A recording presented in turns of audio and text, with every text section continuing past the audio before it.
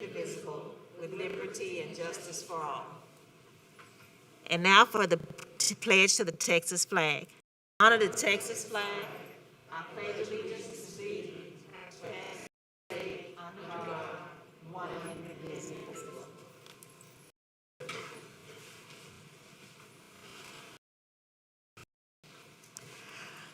First on the agenda is School Board Recognition Month. I would like to thank Congresswoman Sid and Harris County Commissioners R. Jack Cagle and Adrienne Garland for the certificates they provided for board members in observance of School Board Recognition Month.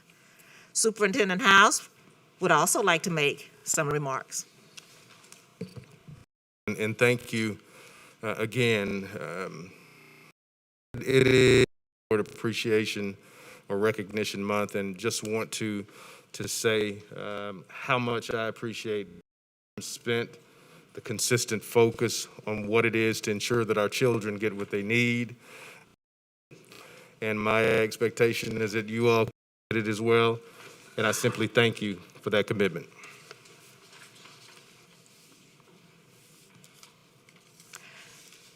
It is now time to hear from speakers to specific agenda items. We have 9 speakers registered this evening, who shall be limited to 2 minutes each per board policy. Please, the item you have signed up for. We also ask that speakers stay on topic and refrain from naming individuals, especially students, as they are identified under law. But you may name your own child. Our first item held for registered is C1 personnel. Will William Paul Thomas please come to the podium?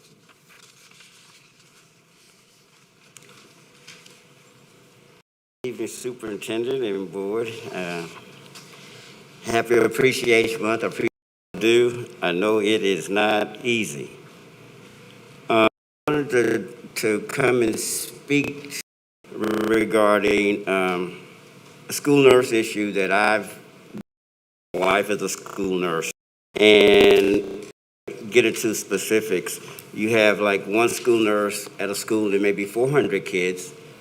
My wife is at a school, one school nurse, and there's over 3,100 kids, and she's at Bel Air High School. And I do want to say that there is amazing McDonald. He's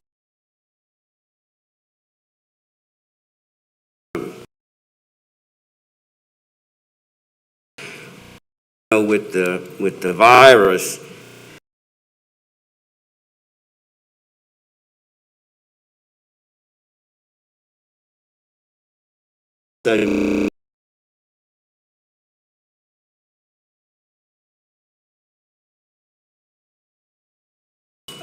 You have issues with isolation rooms.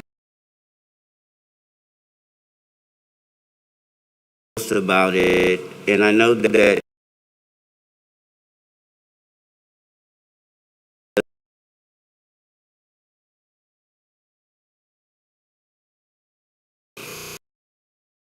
the document.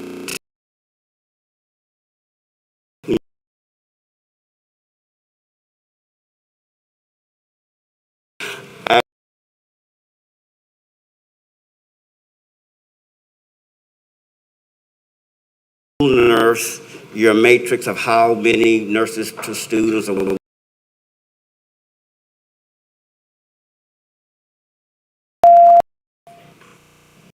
Thank you.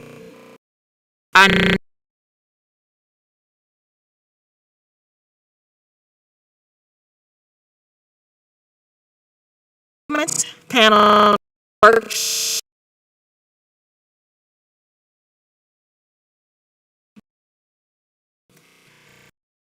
Please come.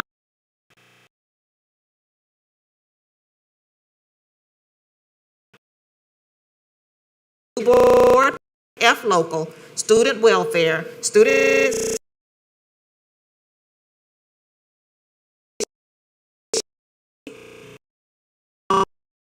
activities, publications, meeting. Name.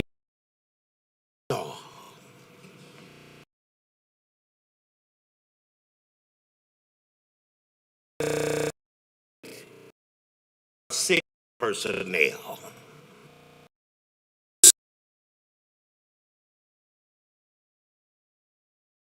Because you're a deputy superintendent.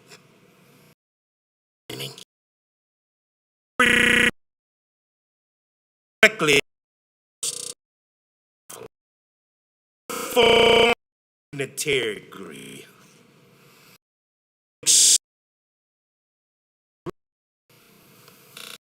He's sitting on this board who's getting kickbacks after school programs. Right now, I was told to deliver a message. There's a federal shoe about to drop. Somebody in jail again.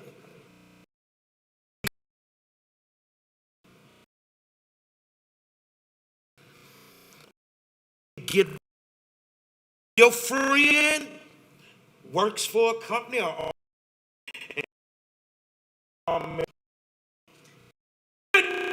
so go tell right dead hand.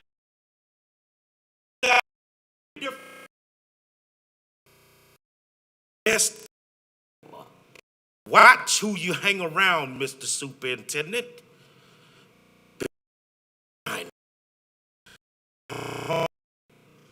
When the new is thrown.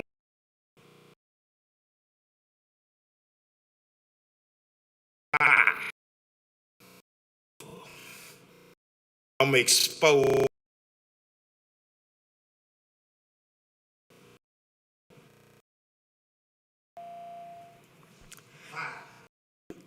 Our next item held for registered speakers is A2 on the district plan. Will Maria Benzon please come to the podium?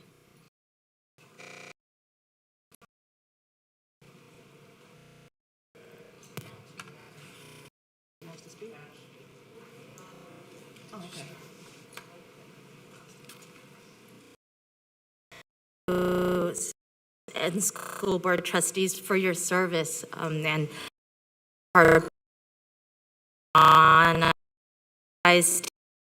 math teacher and HISD parent of a student who attends HISD who's sitting in the back corner there. I just wanted a strategic plan. In the first point for pay teachers and staff, not just and stuff, because so many are new and still growing. They're going to need a lot of mentoring and support. That in mind, trying to talent. The second, the fact that we services, especially for our communities that need more. Another area really is our teachers and staff. They are at the brink. They need more mental health support as well. The third point is high quality. I want to look at more scores. Projects. Part about high the state. I want to encourage for diversity, especially for our LGBTQ students and families, and those who are Black and brown. The fourth point is on great schools and programming in every community. I hope we're involved in our community through partnerships, and that way to community. And it's effective, so it's exceptional. There are so many, and as I think people are new, more support, the kids and the. Thank you so much for your time. I would like to stop. Honor at this time. Acknowledge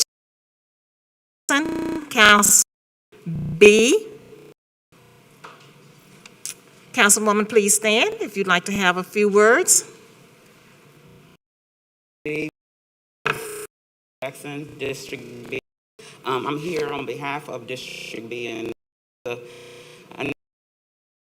Education Month. So extend your dedication to our kids, to our communities. I'm Kathy Daniels, trustee. I know we improving our schools, especially in District B. And so I look forward to continue to work with all of you, make our school a better place for not just the students. And I got a certificate of appreciation for each one of you. Nice to meet you. And we appreciate it. Okay, thank you. As we continue, Ruth. Thank you for your service and paid job. We appreciate it, and the work is hard. My name is, I taught chemistry, calculus, math, and was dean of instruction. There are a couple things I want to talk about today. To the at no cost.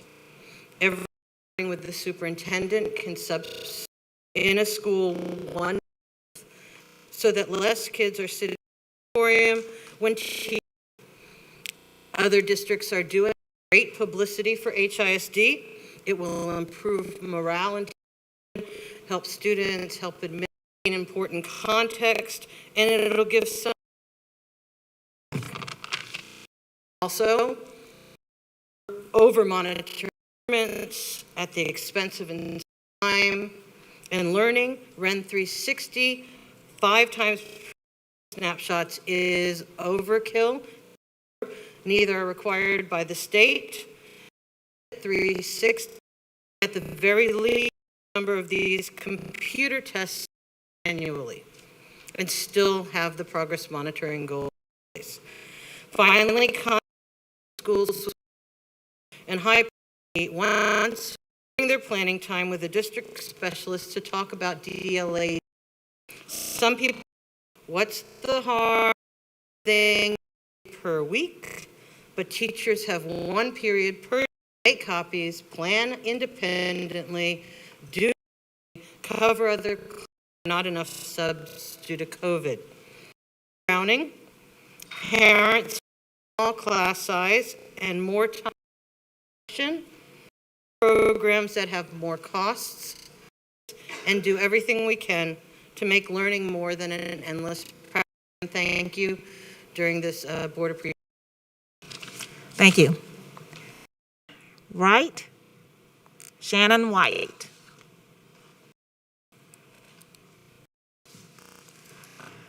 Next, we will hear who signed up to speak virtually via Zoom regarding agenda 2. Please remember, if you are signed up to speak via Zoom, you live with your camera on as you speak. Speakers who are watching the media device, please mute audio when it is your time to speak to avoid interference. Turn on your camera and begin speaking. Ms. Jones, please identify.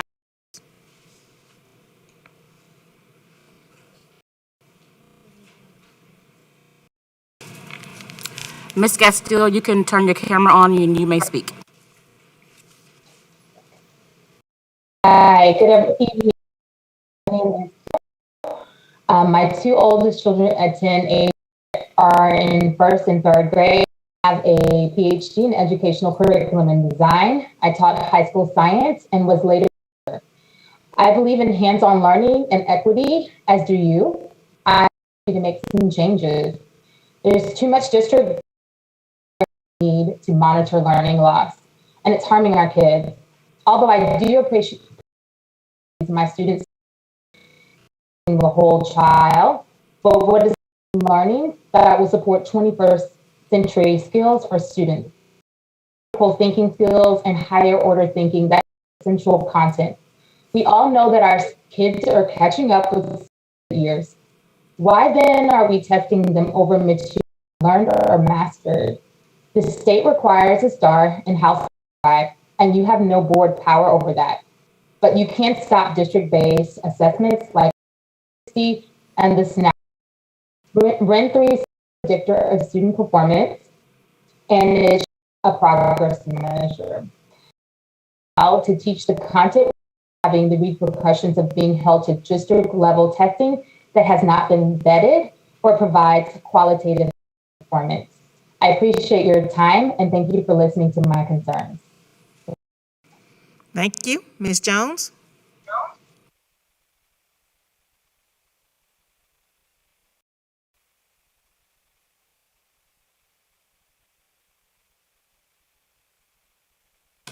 Ms. Letson, please begin.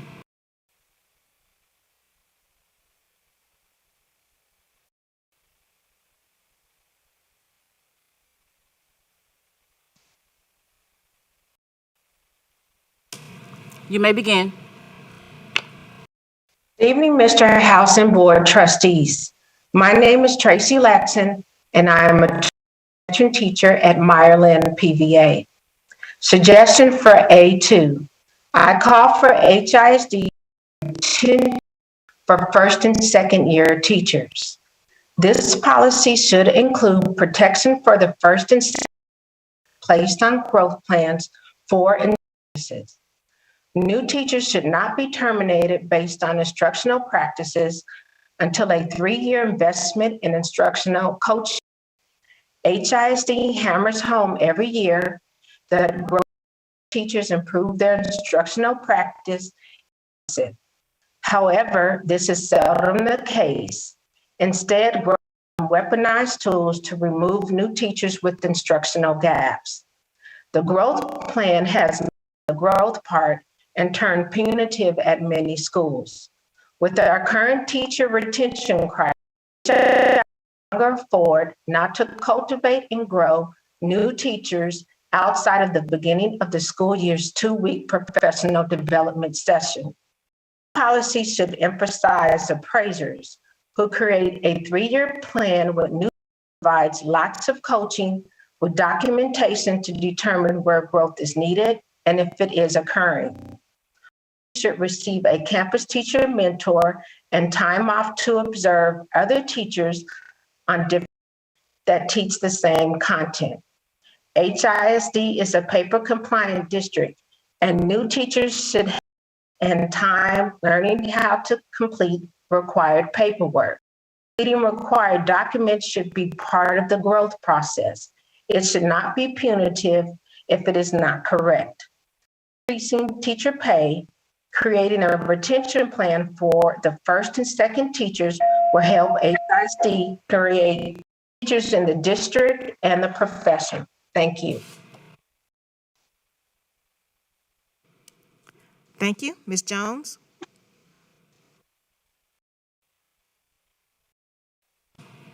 Those are all the speakers for. Thank you. I'd also, we have been joined by Trustee Bluford Daniels and Trustee Gittrey. Our next registered speakers is approve new board policy, student welfare. Please.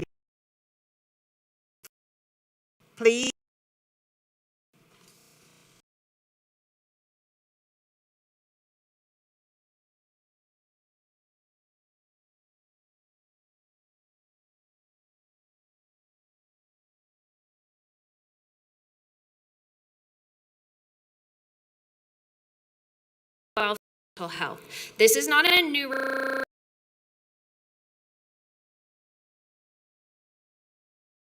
state is severe anxiety. I have sent you. I received second and fourth own written convey what it feels and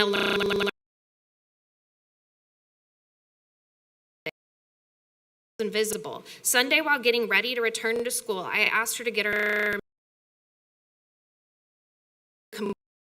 breakdown where I found myself rocking my 7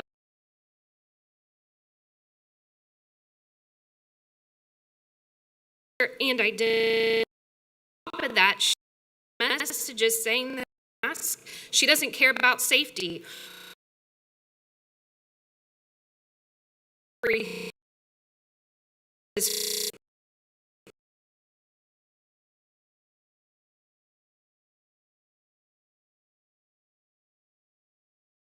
For students like mine to give them a learning environment that promotes their welfare. Please stop. If we dismissed any other mental health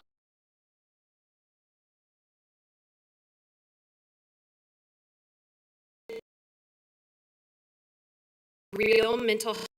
Psychiatrists are increasingly speaking to the subject. And it feels like to see your child.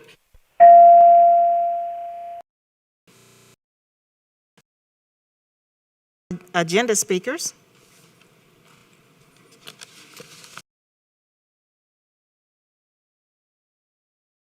Session under Chapter 551, 4.071.3.076.082.084 should vote or decision considered in the closed session be required. Such final action, vote, or decision at a subsequent public meeting of the board upon notice thereof. At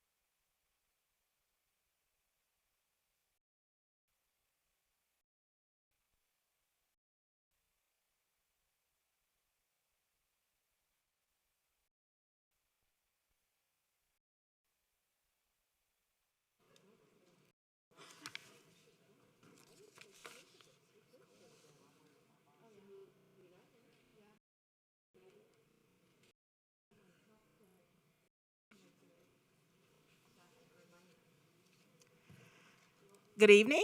This meeting is now reconvened. ODM. The first meeting of each new year involves the election of board officers. Proceed with the conducted in accordance with our board operating procedures. Office of President, are there any nominations? I nominate, Cruz as president. Second, Santos. We have a nomination by Trustee Bluford Daniels. The second by Trustee Santos. Are there any other nominations for board? There being no further nominations for the office of president, nominations are now closed. All in favor? All opposed? Vote no. Please vote.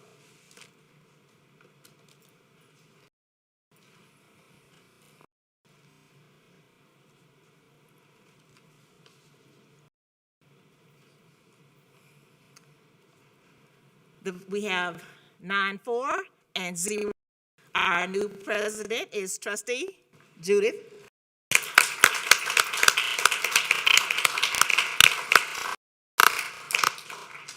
Trustee Cruz, this gavel is wielded unflinchingly, but righteously, courage, but with humility, determination, but with compassion and understanding. As you and the authority that goes with it, may you bring success to the district and school children.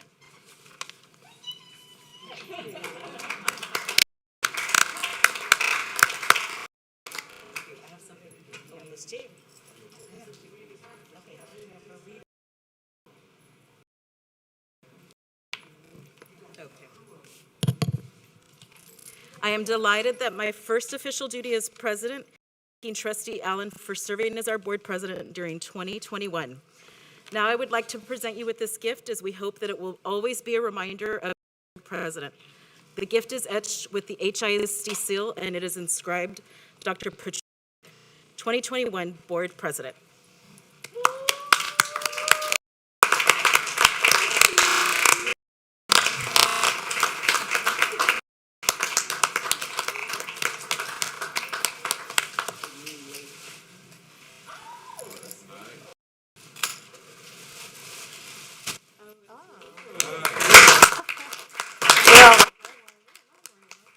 I'd like to say thank you, board members. It has been a pleasure.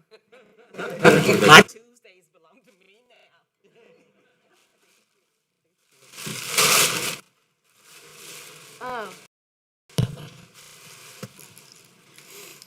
now. Dr. Allen, for your service. Nominations for vice president are now in order. Are there any nominations? I nominate Elizabeth Santos. Second, Dygard. Are there any other nominations for first vice president? There being no further nominations for the office of first vice president, nominations are now closed. All in favor of Trustee Elizabeth Santos, vote yes. All opposed, vote no. Please vote.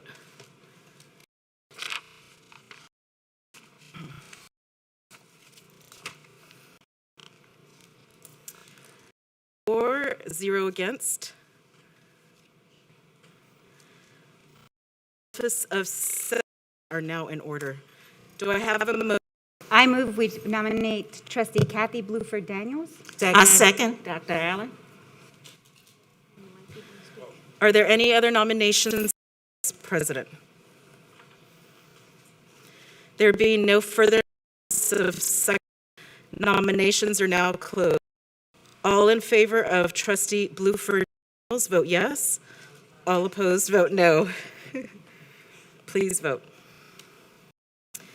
9 in favor, 0 against. Nominations for office of secretary ordered to nominate.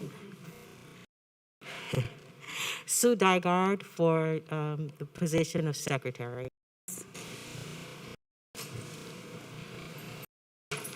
Are there any other nominations for secretary? There being no further nominations for the nominations are now closed. Of trustee Sue Dygard, vote yes. All opposed, vote no. Please vote.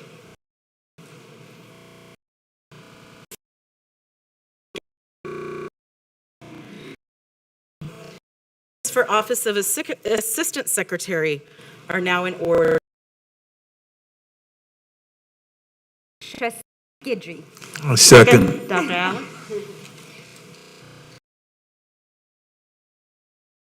Assistant. There are nominations for the office of assistant secretary. Nominations are now closed.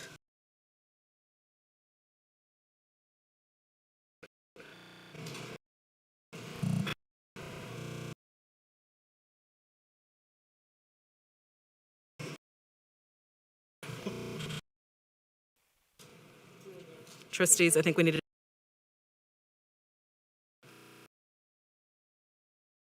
to. I now install each of you into the office to which you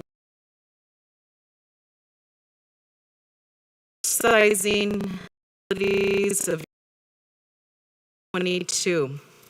Llegas a trabajar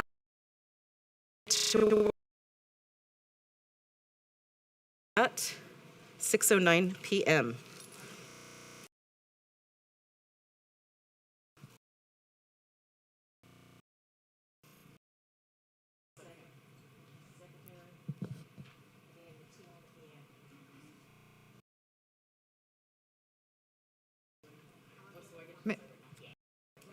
First, second, third. It's gonna matter. Just gonna have to work this out. And I recognize that the 10-minute break is in the script. We've already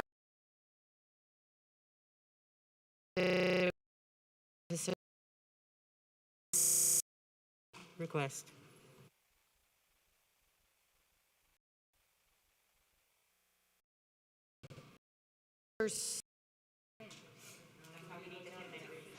Okay.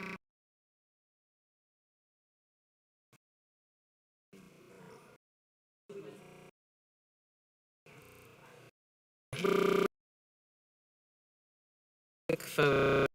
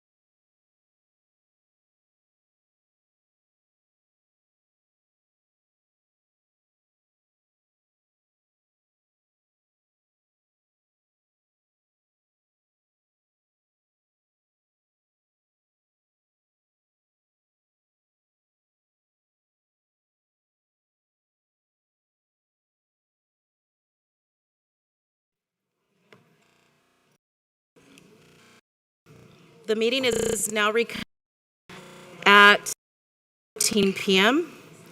We are ready to consider and to acceptance of update on the district's. Colleagues, please hold your questions and is complete. You have the floor. Thank you. I had to, Vanessa, President now. Cruz. I'm very excited, as I have told you all in my individual collective, very proud of opening hours of work. I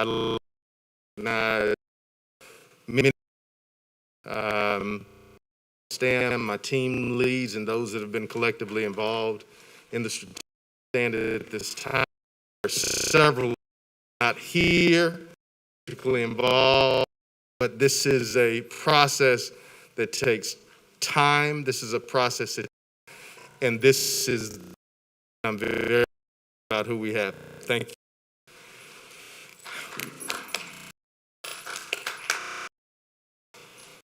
you. What we'd like on a consistent basis bring to you all to make sure that you understand where we are, where we're going, just to ensure that we have a strategic plan to bring to you complete. Today, some insight where we are and the priorities and the alignment that we've focused on towards these. So here are a couple of priority dates. Of course, process it for time on the specific, but as you can see, we're in that middle section in terms of drafting, the leadership workshops, the board focus groups, then the launch and implementation. But this was a very important section, several different that are extremely important for our future. Of course, we are stakeholder alignment, campuses across Houston, community leaders, sectors including government, business, hosted listening, 18 of them, 700 participants in total that were at those listen and learn. Student parent surveys, staff surveys, perspective and feedback in areas of strength across the district. And that's vital to heard what we heard, and we want our community to know that we heard them. All responses from over students, as you can see, 10,000 parents and 6,000 staff members. So of this process. These are simply the all have seen already in detail, but as you can see, call is number one. Number two is providing at every school. 3, promoting high quality. 4, ensuring great schools in every community. And 5, effective services and supports to students with exceptional needs. So, in terms of cultivating world-class talent, the backbone of our organization, and our students need and deserve the most talented and committed adults. The strategic plan that we will finalize in the weeks ahead, we will address through ways. Addressing compensation. Again, I want to repeat that. This includes addressing compensation, informed by studies that we've brought to the table that have validated what our needs are and what we need to focus on. We will to make our compensation more competitive across all employees. This is essential. We're going to improve our ability to recruit and retain talent. Of course, for this to be financially sustainable, we will need to do some different things district-wide from a financial perspective. And elevating compensation to for our employees across the district in years ahead is one part of the comprehensive talent strategy. We need to be able to better measure talent so that the right types of supports and for our staff to continuously grow. We will be moving to a brand new appraisal system that you will hear T-tests. I will bring to the board very soon to formally begin the process of transitioning to the current appraisal system that we need to focus. As we are finalizing the strategic plan, we're also exploring ways to incentivize our most teachers to stay in the district and to work with students that have the greatest needs. Teacher incentive allotment, better known as TI, provides a path for more funding for the district like some other competing school districts that are out there.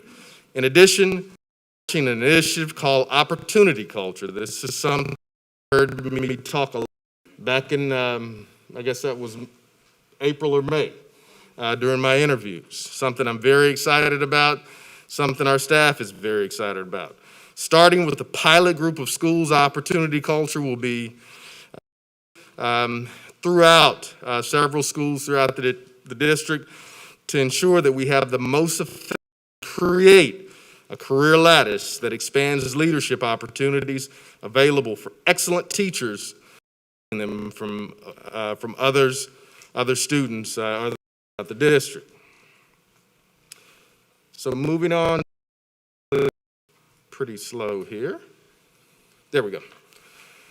One of the things that stood out in reference to providing equitable opportunities and resources, this is one of those things that stood out during our listening over and over and over. I heard this loud and clear from the engagement, the community, students, teachers. It was extremely, depending on what school a student, they may or may not have access to basic and experiences such as counseling, fine arts, enrichment, college and career readiness programs. A part of this has to do with the way we schools. Some small schools simply do not have is necessary to pay for counselors or offer the necessary after-school school. But fund driving force behind this. Almost all of the essential things that I heard students all about the current optional thing under their school's umbrella. As a plan, we're developing a staffing plan and a funding model that will address these inequities. Stress that there will be a standard of expectations in all schools. With this said, schools will still have flexibility to adapt to their local needs and innovations. Promoting high-quality teaching and learning.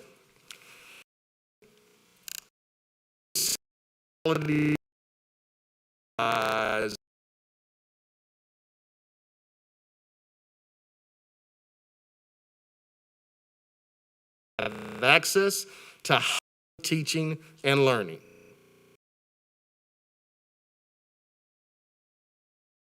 Across all schools, support and accountability.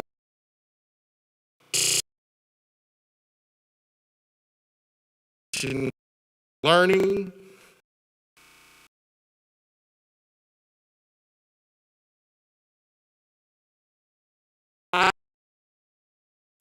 Across all schools to ensure that each student graduates. As a part of this priority, we will all students have quality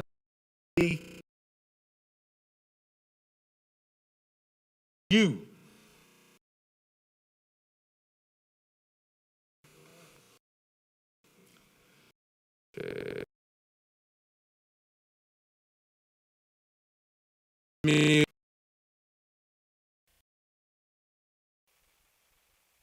It's not moving for me up here.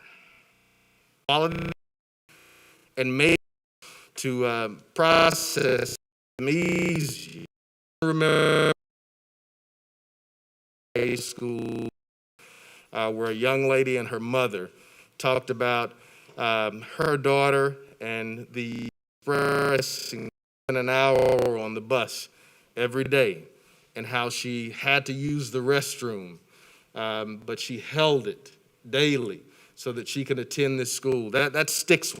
And that piece of the strategic plan resonates with my group as we take here. Past 5 years, Achieve 180 has seen some, but we know differently 48/DRF schools. Moving forward, we will concentrate and support where there are needed the most.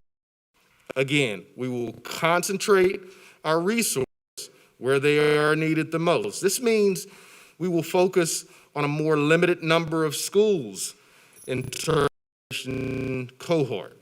And here, we are going to sunset Achieve 180 and replace focused school transformation initiative. We will be laser focused on ensuring that every one of our schools is performing.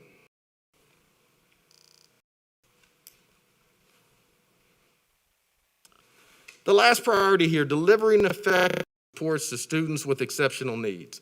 I believe you all have heard quite a bit. Our community's heard quite a bit. I've personally heard quite a bit, but based on data, we fail to adequately meet the needs of our students that are the most vulnerable in our schools.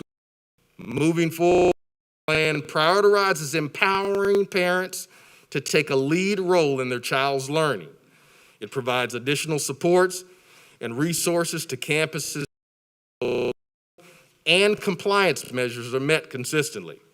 We will design and implement district-supported systems that limit the inconsistencies of experience across our campuses, streamlining the identification, evaluation, and individualization of services K-12, along with enhancing two-way communication with families and resources, will lead to improved academic outcomes for our most exceptional needs student population.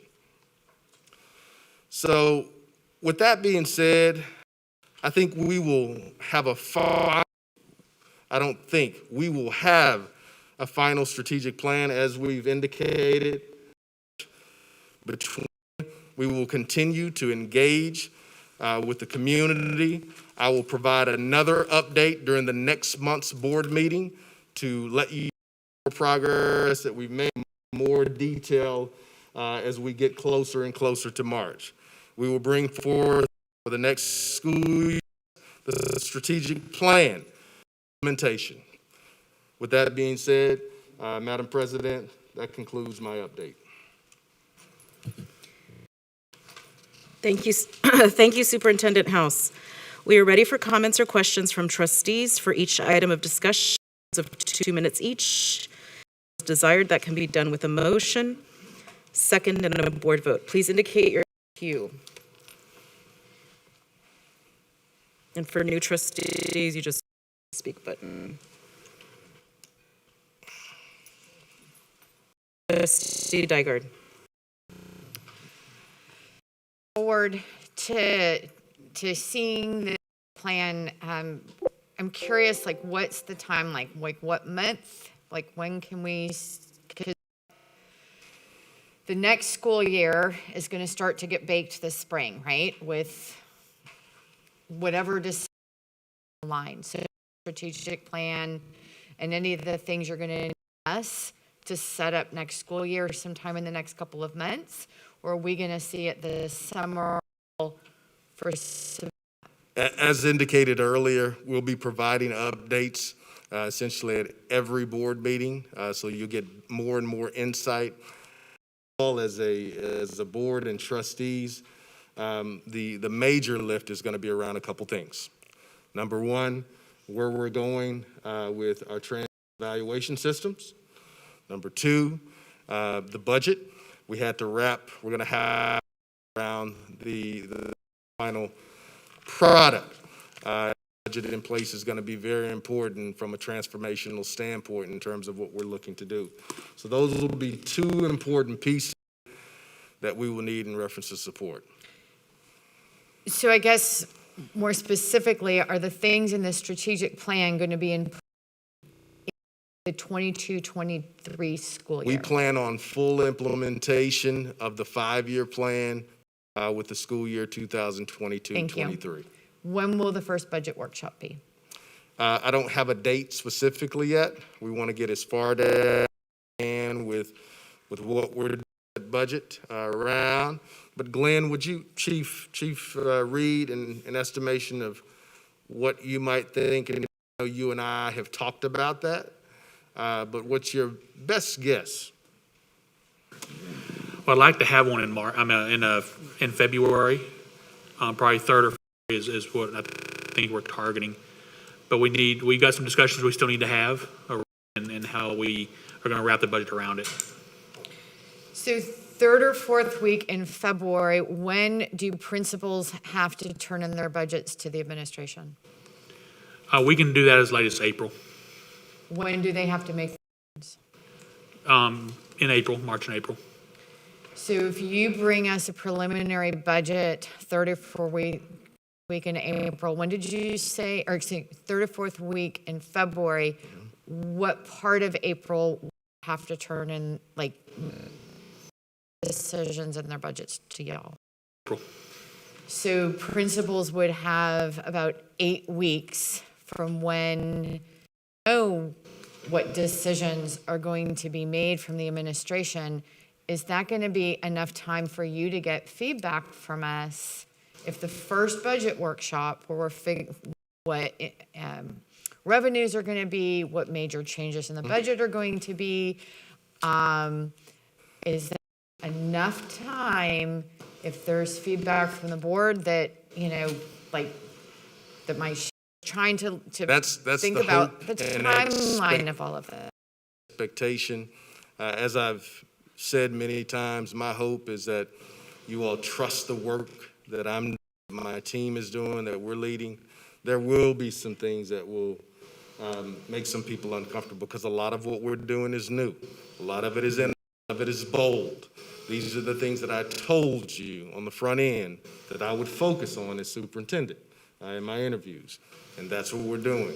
So we plan to bring those things, necessary support to move it forward so that our district can operate and have the measurable results for our children that look different than what they currently do. That's fair. I just know in years past, things keep changing and then principals get frustrated because they didn't know what to expect, and it sometimes feels like the cart going before the horse with the decisions. We're in constant communication with our principals. As I mentioned to you all yesterday, each of the principals were brought along in terms of kind of where we are in the process, what we're doing in terms of sunsetting 180. So we're bringing them along and communicating. This is not something that's in isolation. We've got some meticulous planning right now, and I'm very proud of what that planning is looking like. It's a big lift. Mm-hmm. It's a big lift and a lot of work, a lot of man and woman out, but it's happening. And I'm very excited about bringing it to you as quick as we can in the most productive way we can. Thank you. Appreciate the You're thought welcome. that's going into that. A couple of other questions with your, I'll ask in second round. Trustee Wade. My question, on? All right, mic's on. My question for you is strategic plans and off-ramps to go not as planned. Will there be alternative plans set in motion and be reactive in case something's not going? We'll constantly be monitoring, progress monitoring the plans that we have in place as we implement. We don't want to spin our wheels if things are not working in the manner that they need to be working. So one of the things yesterday was the assessments, especially in our most 24 schools that we're going to be moving forward with. That will help us made process to ensure we have the derailing. So I'm looking forward to doing it the right way, but we will be through our school's office, the execution of the plan as it goes forward in each school. Sure. Trustee Bluford Daniels. Thank you, Madam President, and congratulations.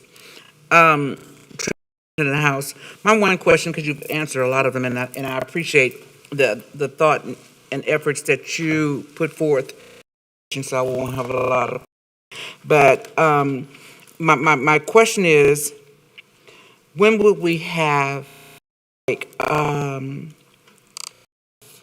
of the plan in its totality, as you are building it? Because I understand, you made it clear that you all something new developed. So we're going to tailor it, obviously, to meet the needs of HISD. So when will the trustees, as we go along, in this, and then will we have a workshop collectively to review it so that we can have some input? So you'll be getting bits like you got today along the way to build up to draft in place to and provide more specific insights you're asking. Okay, so then the expectations then, because I heard you mention about this is going to be a 22-23 plan. Then we can expect that we can view like March, April. Plan final to the community, to you all, but we want to have a next month. Okay, good, because we don't want a layaway plan where you have to pay on it. We don't want, every month you got to go there and visit it and make a payment. So we can look at it and start to ID or discuss concerns that we may have individually, concerns. And as mentioned, as we all know, District 2 has the most failing DNF schools. And so, of course, other people may not be as excited about the. You're welcome. Trustee Sun. Thank you, President Cruz. Superintendent House, thank you so much for your presentation. Could you help walk me through the process? On packet page 17, A2A, the priority updates, delivering effective services and exceptional needs. So we had an AIR report in 2018. Are we taking the number are being implemented effectively and are not? Actually, we specifically around some of those data.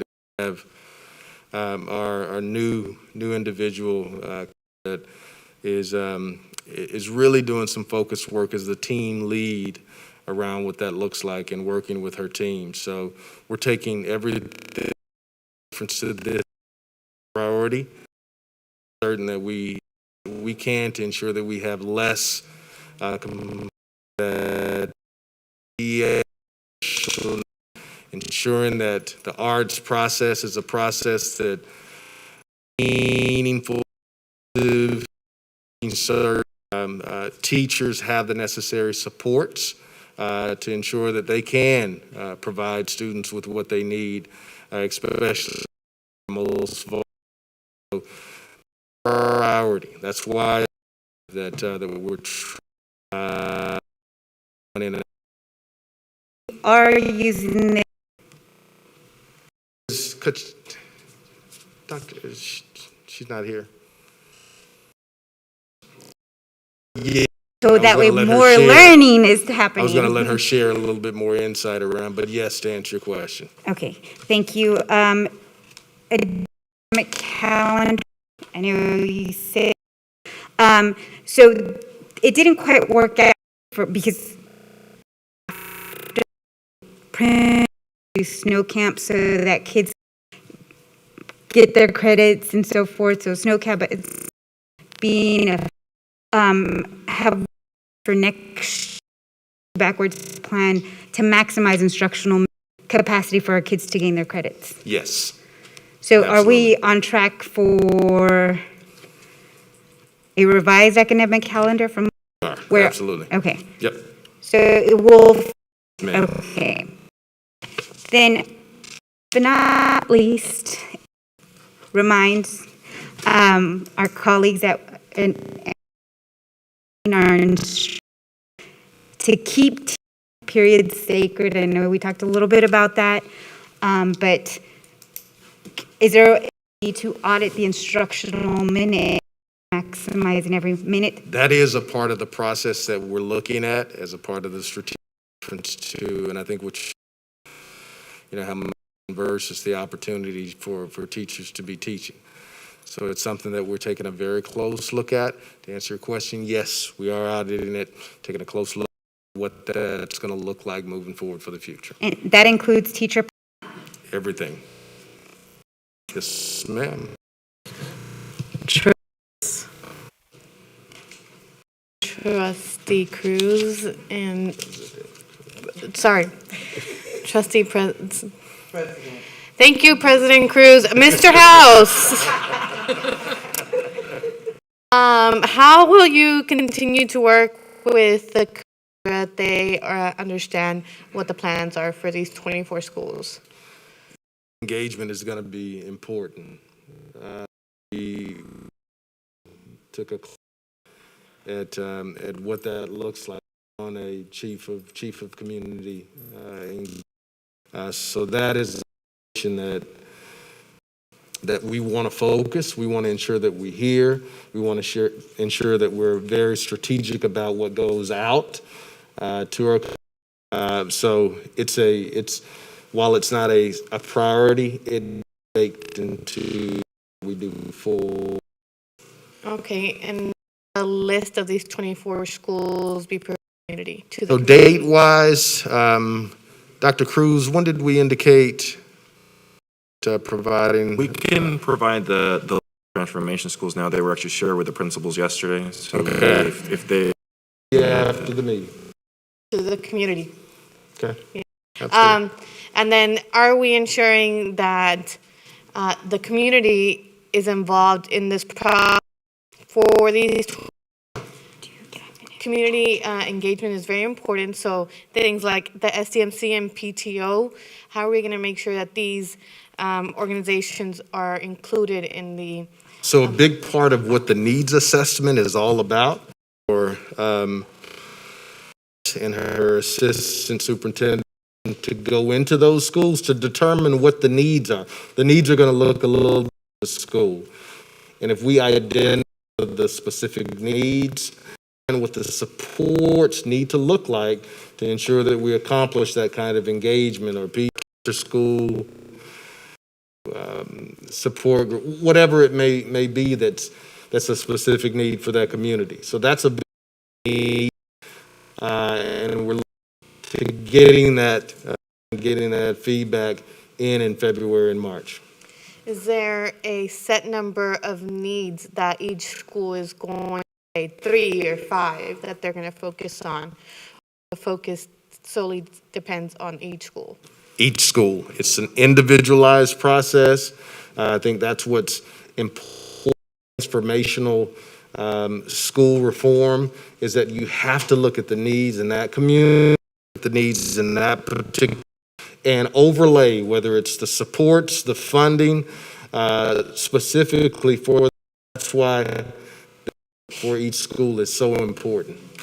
Are we looking at timeline changes, different start dates, different summer school programs, different school days for those schools? Again,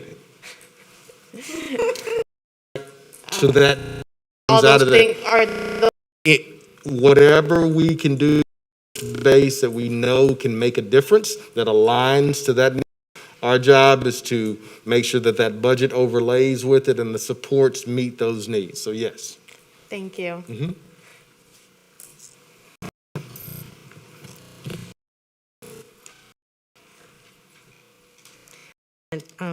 Cruz, congratulations. Okay, so I'm having some bad issues over here, memory, because I Okay. had my questions. So, let me just say that I'm really excited about this model, and specifically, because obviously we're only as strong as our weakest link, correct? And so these 24 schools, something in plan for. Here's the thing, I'm District 9. None of my schools are in this 24, Yep. okay? And not clapping about it, but my that is, what plan do we have for schools who didn't quite make it into this 24, but maybe close enough, need some additional help to make sure we stay at this level to stay out of the 24? So Crowd mentioned to you guys what it takes to be a part of the transformational cohort, which is of course years or D of F, IR, or a F rating in 2019. To answer your question, yes, there will be no tiered supports for schools that either would be considered as bubble schools or schools that still have needs. So we will be determining what it look like as well and ensuring that those schools get the kind of support that they need also. Okay, so we do have a Yes. building plan for schools that may That's a be part of, secondary. that's a part of our planning that's going on right now, absolutely. Okay, now, how do you assess how long a school stays in the program? When is it time for it to come out? And can other schools actually enter? We hope that never happens, let me Yeah. just say that. The criteria, and how are you assessing on an ongoing basis to determine whether a school needs to come out or another one goes in? Got it. Dr. Watts, for just a moment. Dr. Watts is the team lead, team leads around to share just a little snippet around what this looks like. Sure, thank you for the question. One of the reasons why we're using the word transformation instead of turnaround is because we want to the roller coaster of a school coming out of low performance and then going back into low performance and that up and down piece. And so I would say that there will be leading indicators that we will be looking at on a weekly, monthly, determine if we make course corrections. Each year we will assess where and then make a determination. What I shared with principals yesterday is that at a minimum, schools remain in this cohort for 3 years. In the event a school does come out of its F status, we want to celebrate that, obviously. We want to ensure that they can sustain that, and then I want to get into that school and learn what they did, so that we emulate that across additional schools across the district. So it's going to be important for me to keep those 24 schools close to me so that I'm in the learning process at the same time as we're helping the schools move out of their current status. Is that helpful? Denise Watts. Yes, ma'am. Thank you so much. Trustee Baker.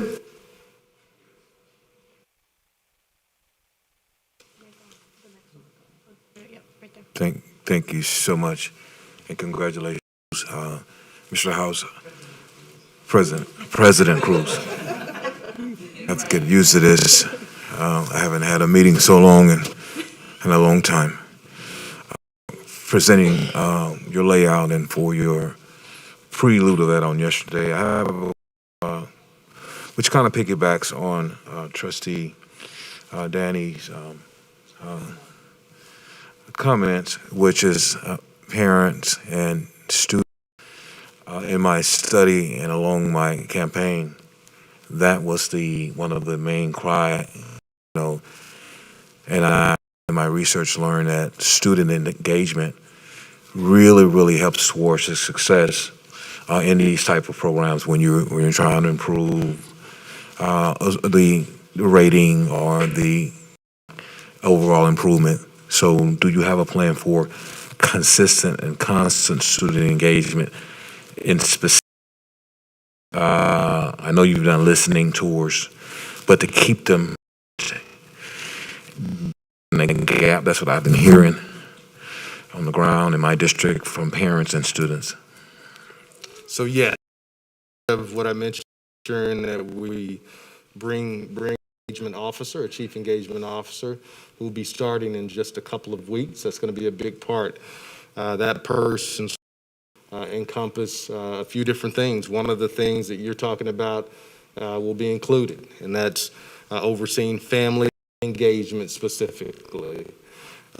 Oversee some other things like strategic partnerships and a few other departmental pieces that we're moving around.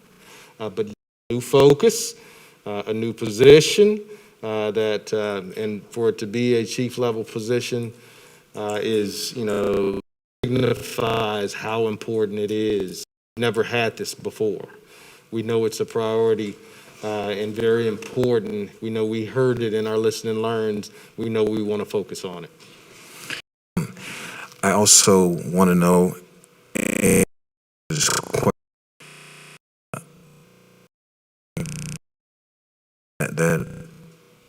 10% or so of third graders reading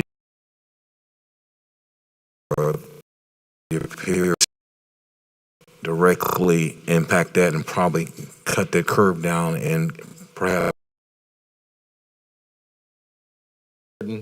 and definitely will be a major priority as the North Star of what we do. So we understand that assignment, and we're working towards the high quality materials that I taught, professional development that I taught, to the table. Teachers get what they need in terms of great feedback.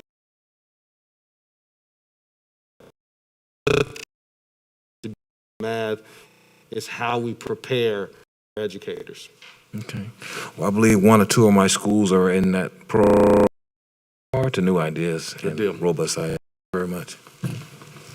Round two. Thank you. As I remember on how our conversations go about these things, and something I'm going to try and keep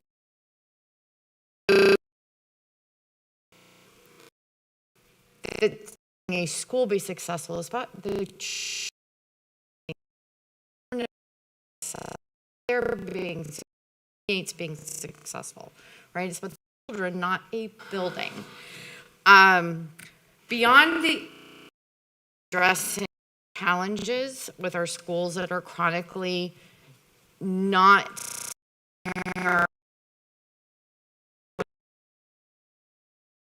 will be in that will promote innovative opportunities, not just allow principals to be innovative, promote intentional efforts to move beyond a fixed time, variable outcome educational method of instructional delivery and moving to one outcome with variable time. So I think what we're doing now is putting the cart before the horse. I know we want to get into the details, but again, especially in our transformational cohort, we have to determine what the needs are in those schools. So the needs assessment very soon will really guide exactly what the needs are. That's to come. Okay, now I think maybe I'm talking about two. So we've that is also this transformational thing. Cohort is part of a larger strategic plan that district, correct? Or is this transformation cohort the strategic plan? No. Okay. Actually, transformational cohort is a subset of the strategic plan. Correct. Yes. It's going to include things that are beyond just these schools. innovative, that are growing, not just principals. You said more principals are being allowed to have, but this can and move beyond is how kids are trying the same place at the same time as opposed to meeting their unique needs. I think that was a mouthful. Promote the right innovation, not just any innovation for a particular school. Talked about opportunity innovation that can help us in several different ways in different schools. May not be every school, but it may definitely be certain schools that are out there. So yes, we're looking at several different innovative ideas. I can't even process the number of ideas, hours of man time and woman time that we our efforts on so far. So yeah, innovative, and we're looking to those being executed in a manner that makes sense. Trustee Bluford Daniels. I heard Dr. Watson, thank you for that, say that she'll be visiting the school and stories to be able to replicate that, and that's good to hear, because I do believe, I've said it before, inspect what, and that in order for the expectations for the teachers and principals, et cetera, to continue to educate and improve student outcome, sometimes you got to get out there in the dirt, what's going on, get into the classroom and help teach in the class. With the chief engagement officer, are you getting any meeting from teachers? Part of this whole strategic last 3-4 months, we not only learned with community members, but we brought in several different subgroups of students, teachers, and I'm sure I'm forgetting some of the groups, encompassed and cooked into what we've done. Lots of feedback, kind of going back to the numbers that I shared and the 7 individuals that have been provided the opportunity to provide feedback, and teachers have been a part of that. And I appreciate that, because I believe in having some, historically, we've not had, the students have not had any real for a long time. It was really interesting hearing from students in this room. I think I had 40 or 50 students, and their feedback meaningful. It was useful. It was in many instances consistent with what we heard from teachers as well. I can remember seeing a little girl sit back with that off at the table and share, have to do something different. We have to do something different in terms of teacher pay. I watch what my teachers and they need that. So it was interesting to hear them advocate for the things that we know that are very, very important in this district. Glad to hear that, because especially another chief to remember that, and the teachers as well have been talking about extra pay and opportunity for pay. And so I know we'll look at that long term once we get down the road for our budget, but too, I mentioned about stability. With these 24 schools that identified, are there going to be experienced principals?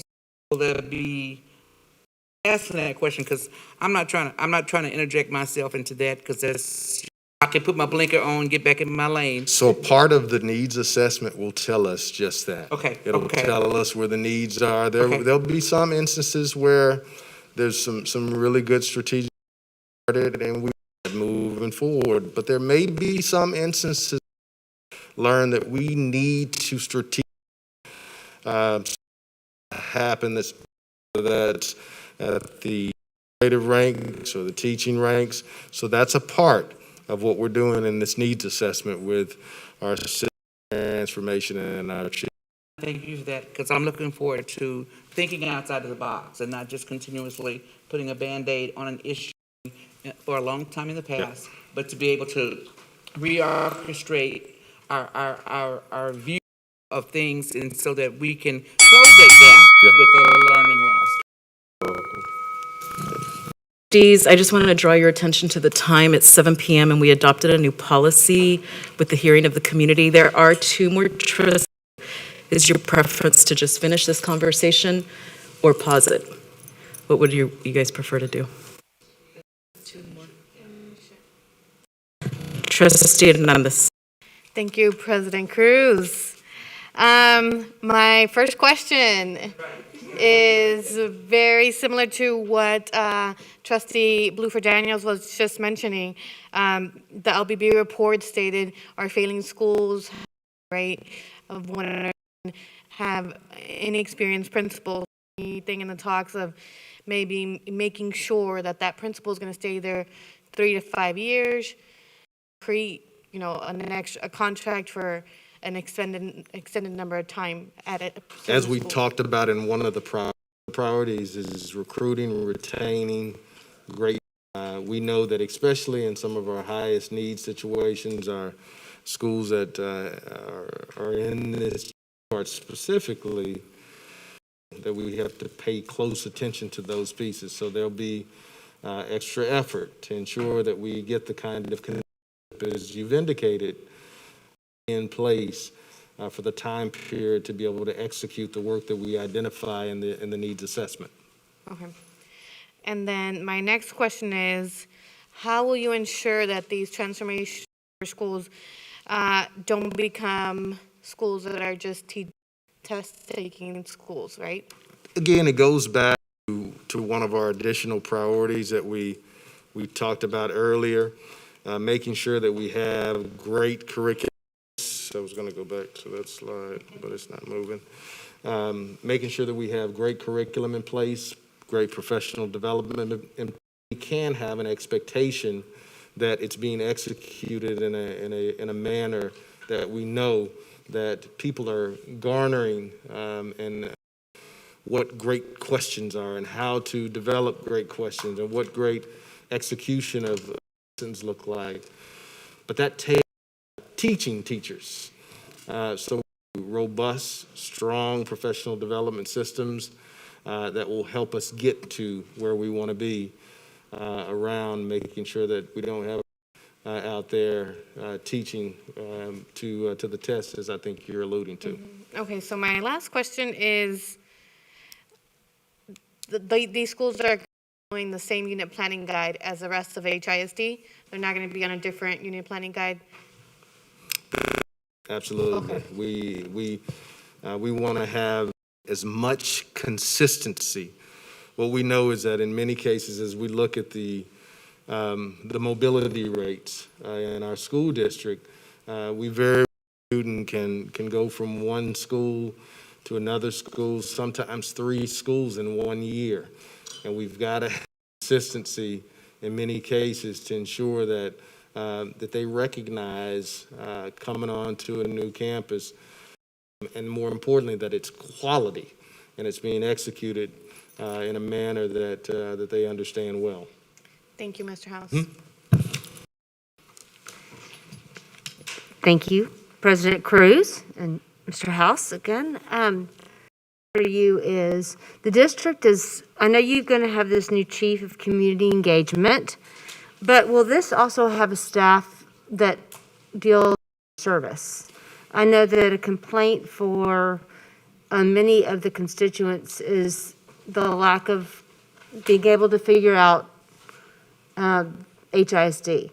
With that said, I think that would take the pressure off the campuses and the teachers who are so desperately do their job and not be on the, as earlier noted about the nurse, not be on campus 24/7 for the pay they receive, but that it would be somebody who could take that pressure off them by being able to answer questions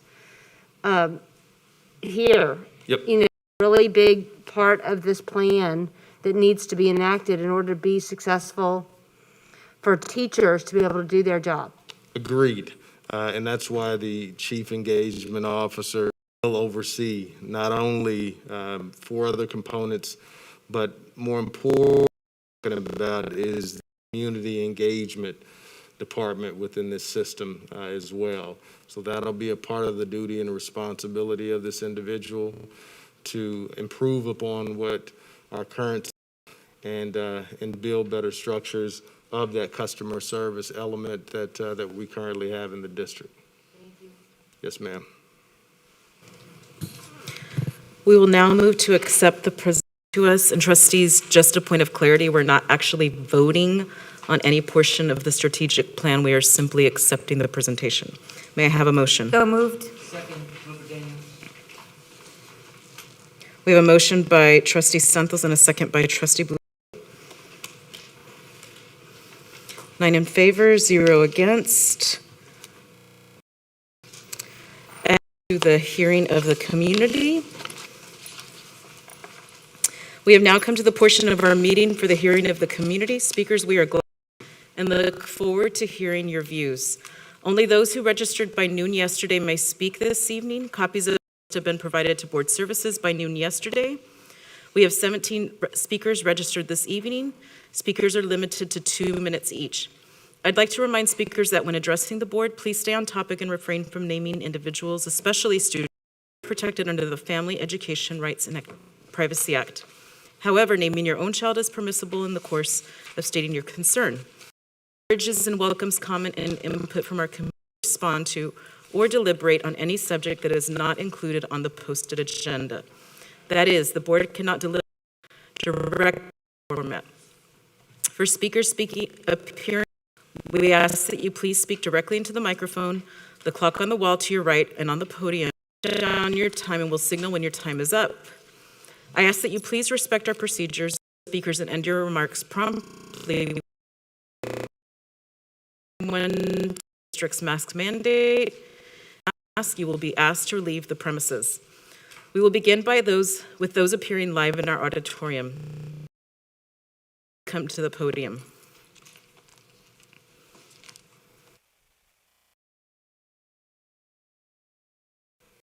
Good evening. Members, congratulations on your reelection. I kind of introduced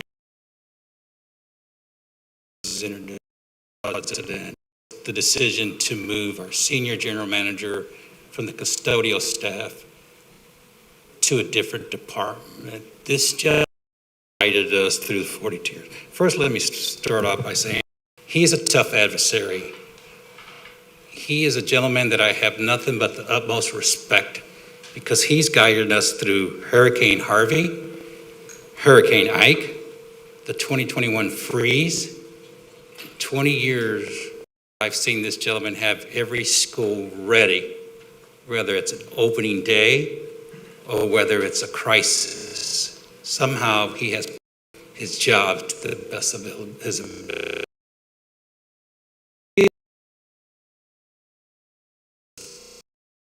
Job done for HISD. How in the world can you guys to be removed from that department and be put into another department to be filled with two custodians, all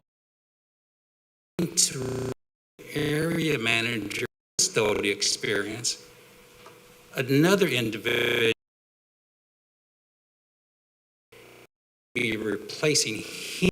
I just don't understand how we can allow this to happen. It's schools. How can you guys allow this to happen? I think you need to launch an investigation into this matter because, again, he's a tough adversary, and I really don't care for the guy, but I really it's done for the school campuses.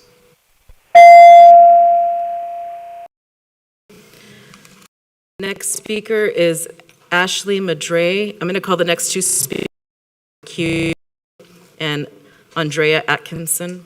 Ashley, please come to the podium.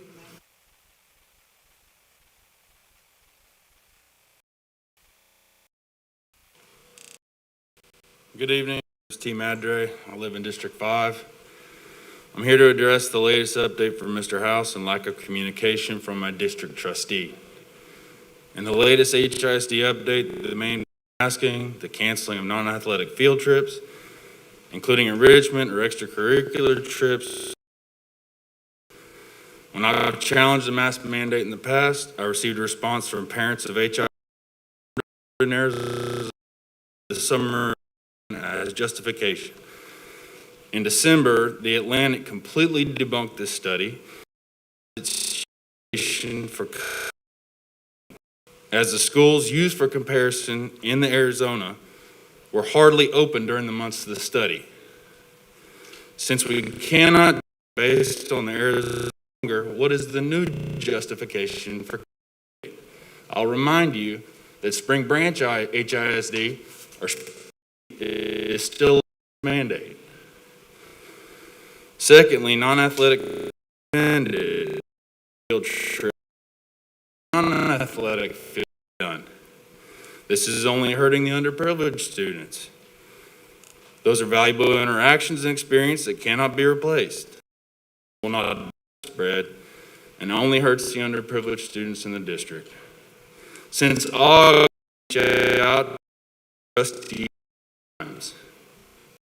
trustee ran on transparency and improved communication. Concerned parents in District 5 are having to resort to reaching out to District and District 7 trustee. I ask you, what is your expectation for the trustees in engagement of their constituents? The district faces challenge require the support of the parents to be. Lack of communication and candor from the school board only erodes trust and makes overcoming those challenges more difficult.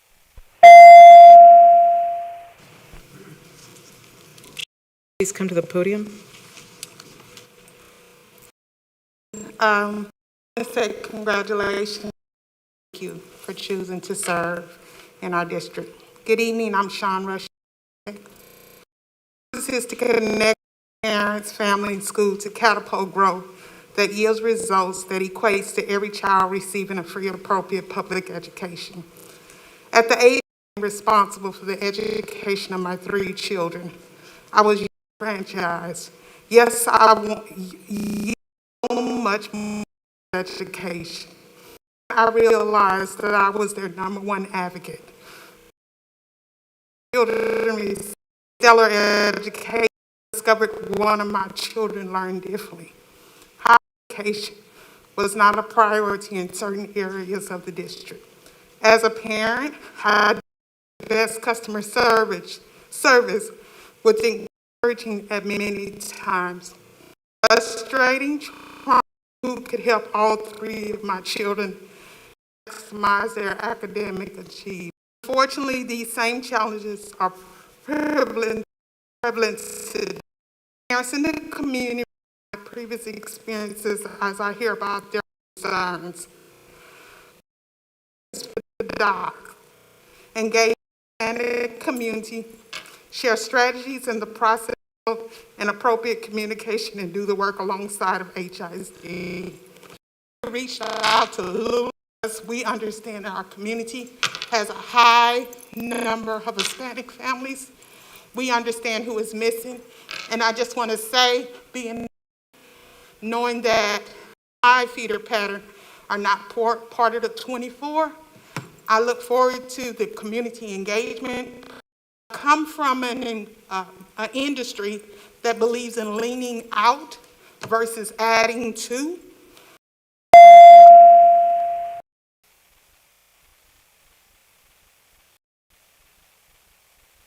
To also receiving a so as you add people to, we understand who to connect to and those services that you speak about. Thank you.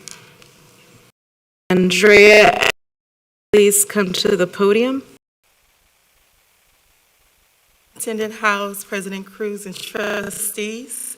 Concern speaks to one of your priorities, schools in every community. My name is Andrea Atkinson, and I am a member of the Triangle Effect as well. I graduated from Madison, educator. Madison is, I still love and live in the community. I am here to share expectations of what we consider leader. These expectations are requested as you begin to vet Madison's new principal. In the past, our community was not included in this time. We want to be present to help determine if our next leader is the best instructional leader for Madison. Madison's new principal should have high expectations for all stakeholders in the school.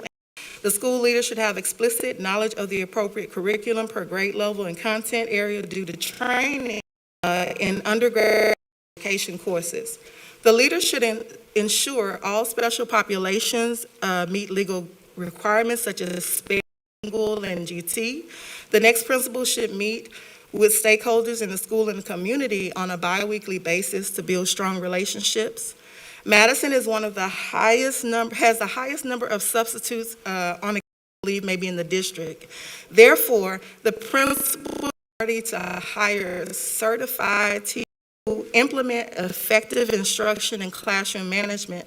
The next principal should complete campus calendars with important needs for the community to stay informed. The school leader should always consider academic and extracurricular programs to be available and to share that with everyone. Madison has a history of great former alumni who are making a difference in our community. So consider our concerns and think about adding programs such as HCC welding, entrepreneurship, cosmetology. The next three speakers are Jeanette Garza Lindner, Brandy DeSauer. Miss Linda Skurlock, please. Retired teacher, HISD. I spent 36 years in HISD. I know I look young. And I'm a member of the Triangle Effect. The mission is to advocate for students, parents, and the community. With the effects of virtual learning last year, there's a need to ensure that our children recoup lost learning.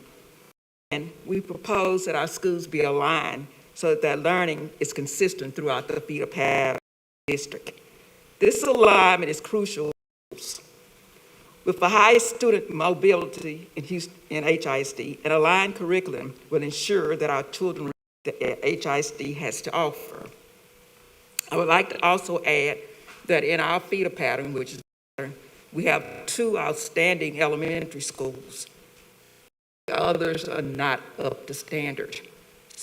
For people to look at those 2 schools and see what they're doing and the others are not doing.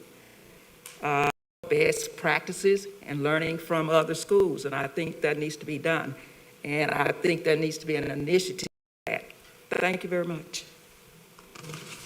Jeanette Garza Lindner, please come to the podium. Hi, good evening. Thank you. Thank you to all of you, and thank you to pose the question about improving band and music pathways within our district. My name is Jeanette. I'm a parent of 2 students, and I'm your District 1. I'm here to remind you that we have a solution today that helps us achieve our super priorities and improve student outcomes. What is that? It's fine arts. When we improve arts access and give our arts programs the budgets they need for uniforms, art supplies, experiences, and integrate arts into our education, into our curriculum, we will build class talent in HISD and improve outcomes for our students.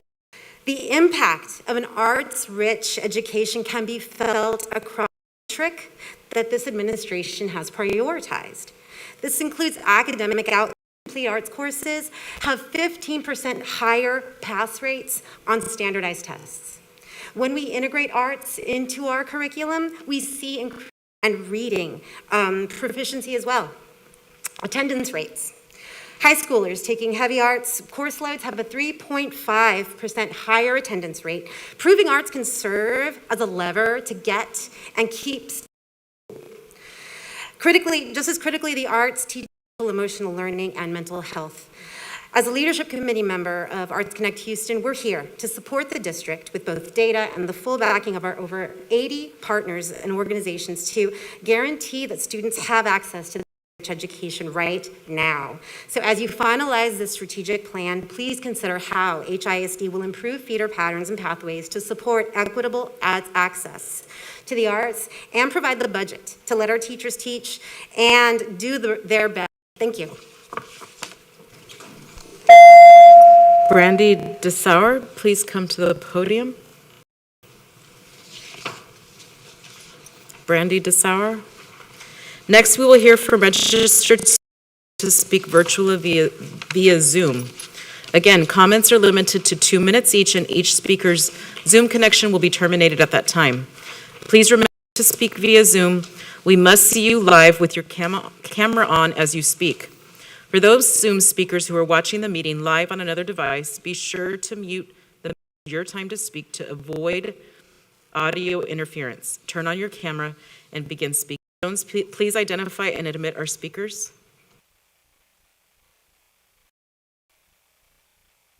Please cut on your mic and you're ready to begin.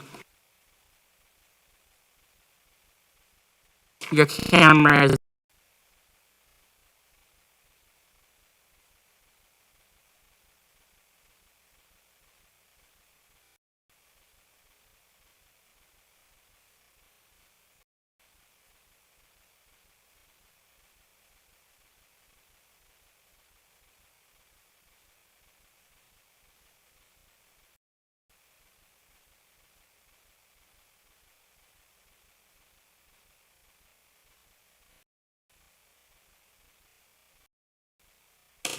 Mr. Druby, please cut on your camera.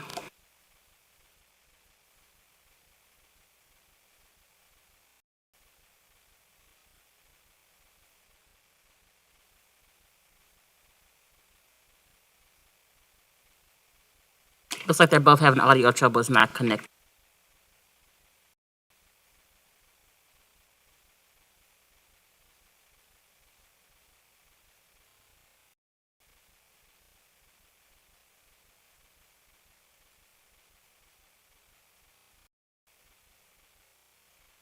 Sister Mama, camera.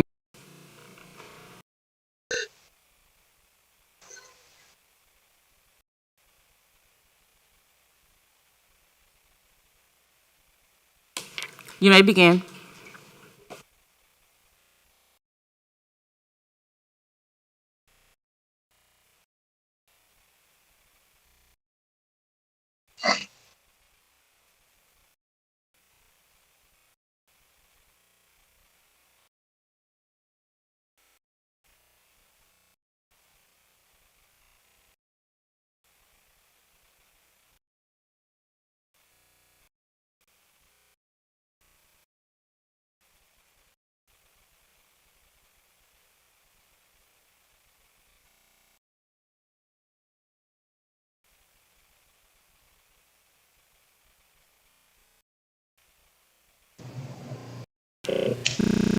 Your camera.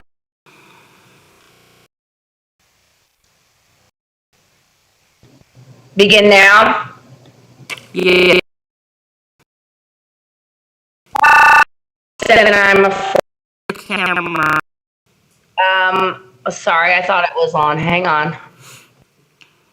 Sorry about that. There you go. All right. I'm Angela Box, and I'm a former HISD teacher. Reading waiver on obscene and ridiculous mask mandates because they were, quote, following science. Here's a very simple question for you.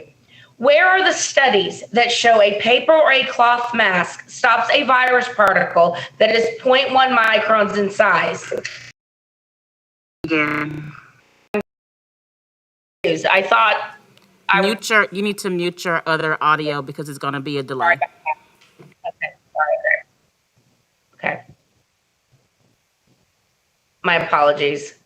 All right, I'm going to go ahead and start. I'm assuming I'm okay. All right. Angela Millard House said that this leftist school board would not waiver on obscene and ridiculous mask mandates because they were, quote, following science. Here's a video are the studies that show a paper or a drops a virus particle that is 0.1 micron are muzzling students and staff, and you know it. So you wonder why there are so many left to say discipline, racist, expecting civilized behavior, racist, walking in a straight line, racist, math, racist, grammar, racist, literature, racist, science, racist, fluency, racist, real grades, racist, history, obviously racist.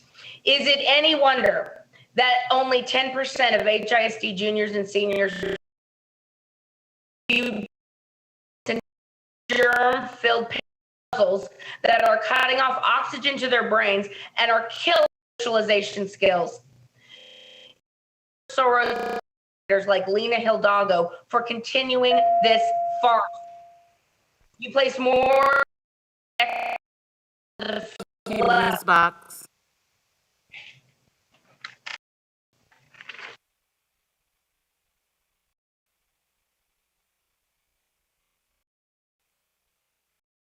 Mrs. McEwen, you can cut on your camera. And please.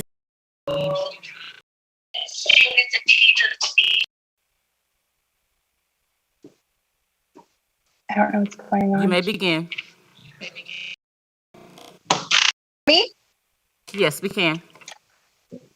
Okay, thank you. My name is Jana McEwen. Last week, I made one of the hardest decisions to date in regards to my children's education. I pulled them out of age. My daughter is a third grade GT student testing at a fourth and fifth grade level while receiving no actual GT work or instruction. Teachers are forced to teach to the lowest denominator so that no child falls out of teaching to the true academic potential of mask all day. Day was recess at 2:20 p.m. when she could go outside and actually breathe. My kindergarten son was in a classroom with one teacher to 24 kids. As a child, he's all acted and needing consistent redirecting from the teacher. But then you go ahead and pile the masks on and he's lost. How do you expect children to learn pronunciation of words when they cannot even see their teacher's mouths moving? I can for my family $600 a month with a specialist so that my son can, if you speak with the conversations with your teachers. Many struggle to understand their students through the masks because not only are their voices, they are my son was sick the entire severe upper respiratory infection requiring antibiotics, steroid shot, oral steroids, and around the clock breathing treatment.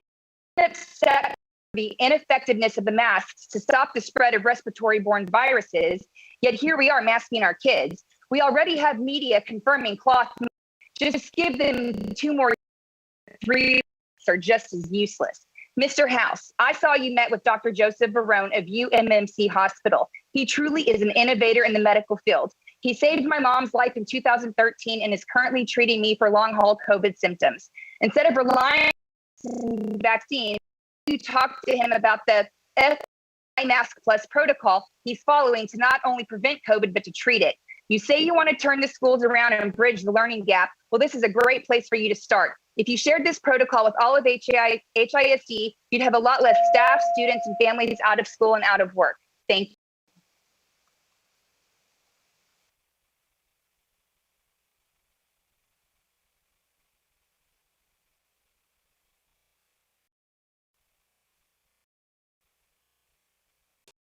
Mr. Brewhill, please cut on your camera and you may begin. Okay. HISD, what have you done? You wait parents, but our fight has already won. So we never fear, but you choose to be wicked or near. Our children can't read, write, or do math as they once did so great in the past. We've had enough of these childish games you're waging war. I pray you change your wicked ways as Jesus is watching all of these days. You mock us, call us names, harass any longer, as this too shall pass. Our children have births, and you sit on your thrones like you are the boss. To all of you who won't do God's work, we call in Jesus' name, and don't be a jerk.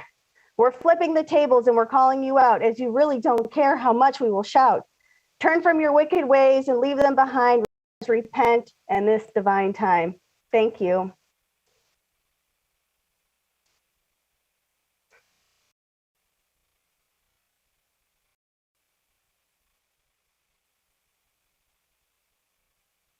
Ms. Ackley, may begin.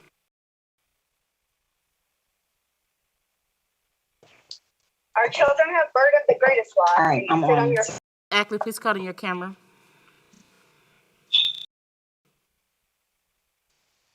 Thank you. And Oh boy, I'm upside down.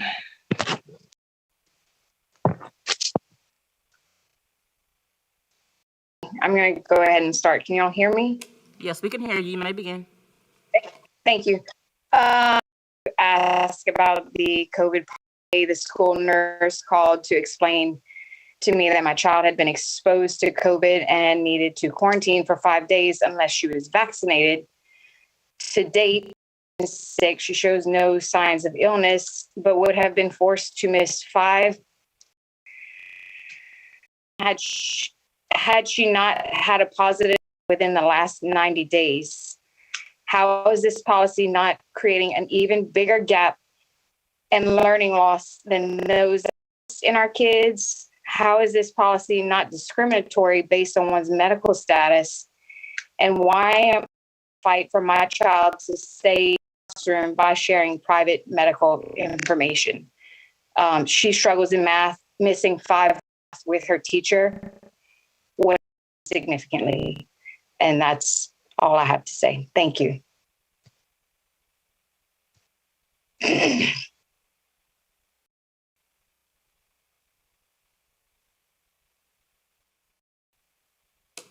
Ms. Jury, please cut on your camera and you may begin.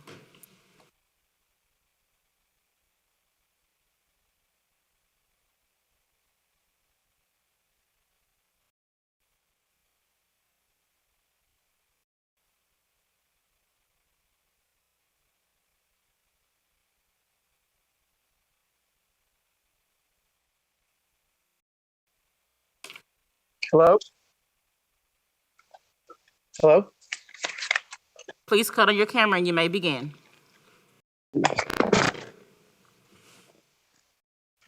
There you go. We can see you and we can hear you. Yes.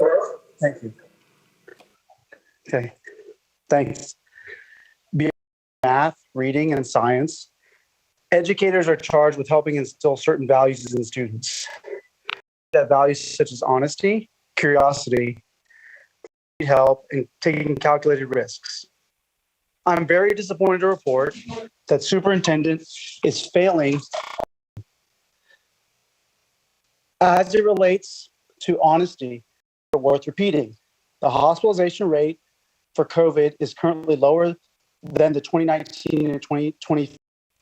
The superintendent teases parents that he will roll back masking and other flawed mitigation, yet almost with pride, he plans to mask all these beautiful children's faces, seemingly proud of this amnesty policy. Has anyone who shut down schools, any of your board members, or impose these mask mandates had the honesty and decency to step up and say, hey, we made a mistake and we're sorry, to gain credibility with these parents? As it relates to curiosity, surrounding districts have the same or similar COVID numbers, despite no masking. But Mr. House seeks out why this could be. No, instead, he buries his head in the sand and leans on flawed advice, not having the bravery to ask the very simple question. You waste money disinfecting classrooms and do not have the courage to ask why. For lifting others up, he does the opposite. We hear the quote, well, most kids tolerate them. Fair to assume that the ones that do not already struggle for other reasons, maybe lack of home support or learning challenges. Imagine a running race and a headwind faces all these runners. This affects the weakest runners the most. With your COVID policies, Mr. House, you are that headwind. Our country is built on leaders taking calculus, yet he imposes a restriction that creates anxiety and signals to children to be afraid of something that poses virtually no risk to them. You should at least admit yourself and Thank the you, people Mr. of this Truby. district. My wife.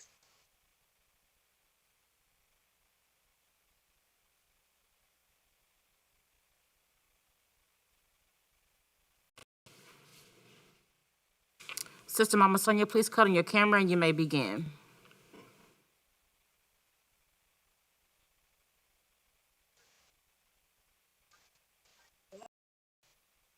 Yes. Hello? We can hear you.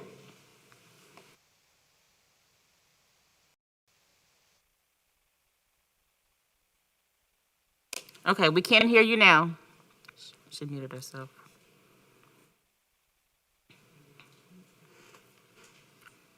Hello, can you hear me? Yes, we can hear you.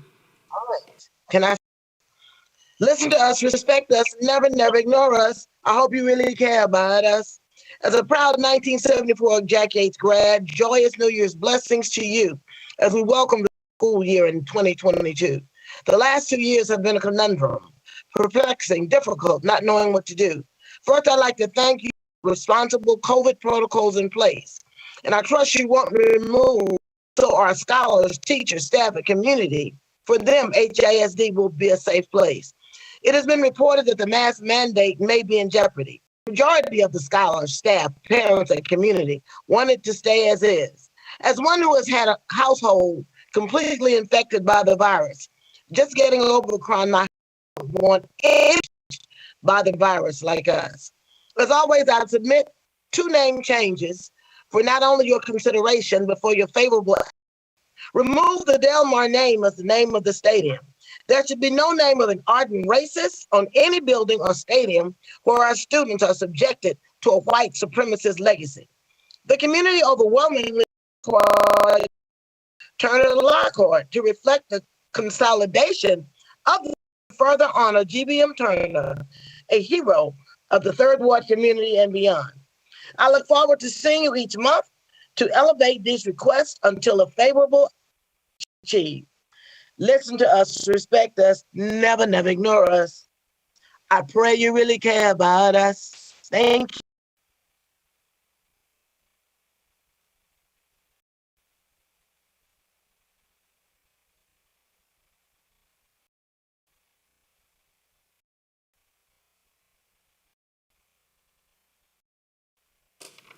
Ms. Druby, please cut on your mic and you may begin.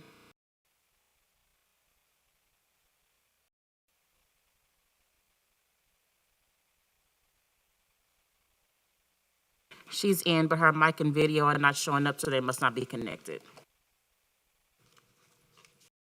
I now invite our Chief Audit Executive, Garland Blackwell, to come.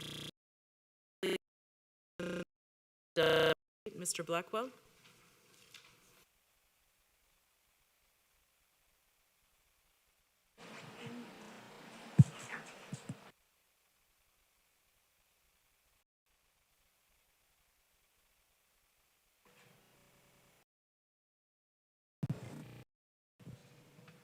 Yeah, it's on.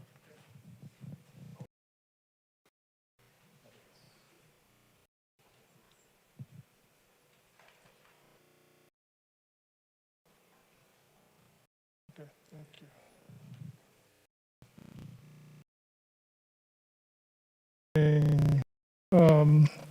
Trustees, Superintendent House. And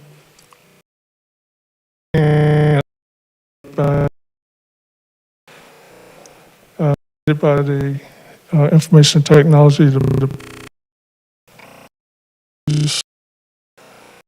found that we need to modernize it, and so we've engaged the technology department to do that. With that said, I'm going to turn it over to Scott Gildhausen and his team. Thank you, Mr. Blackwell. Trustees, just to echo what Mr. Was mentioning here, we met with the audit committee in an audit committee meeting back in November of 2021. And at the request of the audit committee, they were looking for and board trustees to be able to view some of the annual audits that have been conducted in order to deliver some better and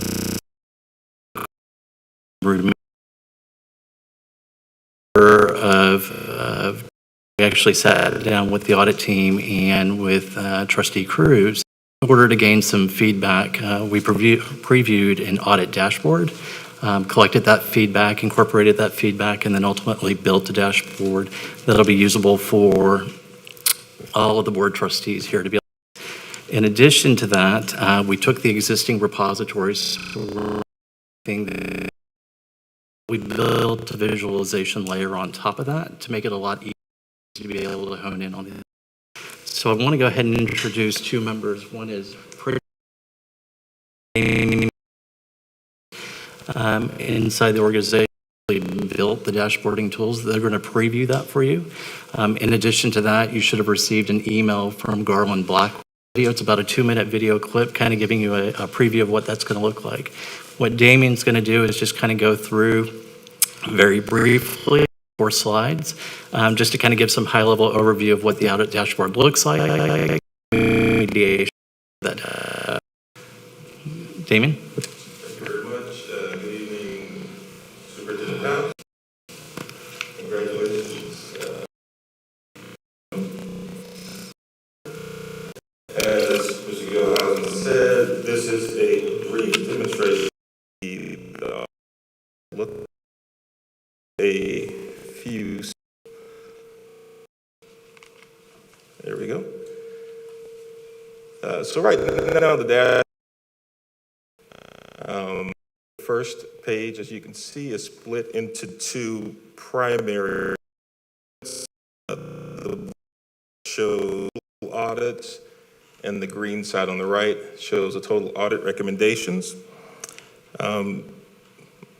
Section number 1 at the is a you to select the year which the data is present. So, and the information on the screen changes when you see that year, audit plan year, I should say, that you want to view. And just to the right, in section number 2 of the total period, just below that is a chart that visually displays audits by department. And you can even click on department, one of the sections on the chart itself, to one particular department. Just below that, in section number, we have status of audit area. So again, you can status of an audit process or not yet started per area. Now, each section of this dashboard allows you to enter what is called focus mode. So if you look at item number 5, that is an icon. When you hover over any of the sections, that and allows you to go into focus mode. It does, if we look at, for example, section number 4, you to, there we go, allows you to enlarge and look at the more view as well. So if you wanted to drill down and place more of a focus on any particular area, you can click on that focus mode button to do so. And in order to go back to the report, you just click on the back to in the corner of the. All right. So then on the right side, you have the audit recommendation. 6 shows the total audit recommendations for the year that's selected. And just below that, another chart that shows the status of those audits, again, whether they're complete. And then we also have a breakdown, the count of audit recommendations by the department status. All right?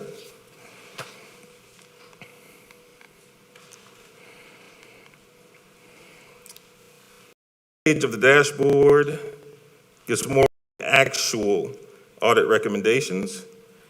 And again, if you look in the upper screen, number 1, audit plan year, there are also additional breakdowns. Number 2, You can select the department that you want to view. Number 3 also allows you to, again, whether it's completed, in process, and so forth. And coming soon, introducing to select audits based on a risk ranking, whether it's low, medium, or high as well, which allows you to prioritize some of the ones that you want to look at.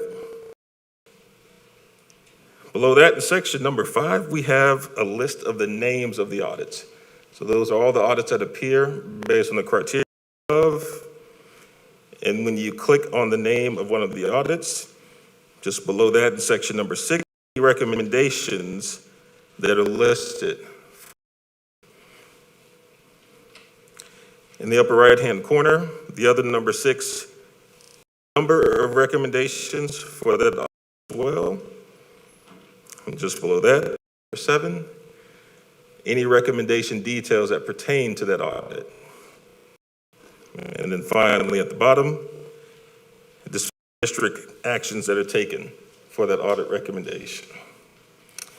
So that is the 2-page audit dashboard, which, as Mr. Gilhousen said, is tied into the information that already exists on the SharePoint site that they've been using. And that is the dashboard. Thank you so much for the presentation. Ready for comments or questions from trustees? For each item of discussion, we will do 2 rounds of 2 minutes each. If an additional round is, that can be done with a motion, second, and board vote. Please indicate your interest in the queue. Trustee Guidry. Thank you, President. Can you go to the first slide, please? I just have a quick question. Sorry, oops. That one. Okay. So, and how do we know on the dashboard how many requests for audit specific departments have been made? How many requests for audits departments? Yeah, so if we go down to 4 at the bottom. Mm-hmm. So for how many audits represent? 1? That's in process. Let me go to the focus area here. And that's why we have the focus mode here, and we can adjust them more viewer friendly. But the focus mode allows you to key in on those elements that can't be seen as easily on that summary. So if you see academics here, academics has a 1 present there in the bottom of the numbers for each. Okay, so on a different page, or is that on the first page as well? That is an enlargement of number 4? That is correct. Okay, That's all right. correct. Thank you so much. You're welcome. Trustee Bluford Daniels. So thank you. I actually like this. This is very user friendly. When you 1.6, I think it was next to the last slide before the thank you. I didn't get the slide number. I'm sorry, it wasn't right here. Management actions to implement recommendation. No, code of conduct. No, ethics and compliance. It was about ethics and compliance. I'm sorry, number 7. The ethics and compliance department. Wouldn't that fall under HR? Or does that fall under HR currently? Superintendent? Ethics and compliance, does that fall under HR currently? No, it actually department. So who should create the ethics? Are you going to create the ethics and compliance, Mr. Blackwell? Are you going to create that? Because you said management should consider creating an ethics and compliance department. Falls under you? Yes. It already? The head of reports to me. The head of ethics and compliance reports to me. Okay, so why do we need to create it? What? That's what it says. Trustee Bluford Daniels, can I just do a point of clarification? So this is simply an example. It's not necessarily like actually Does that make sense? Okay. Yeah, this is to show how it's set up and how it can function going forward.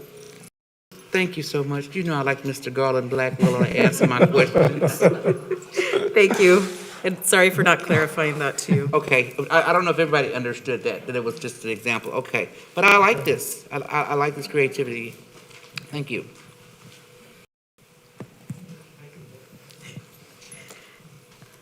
Any other questions for my colleagues? I just want to say thank you for the, oh, you're in there? Oh, it's because you come. Okay. My question, on this, board, will these be internal and external audits, or will it be like just the audits that you complete and audits from external companies?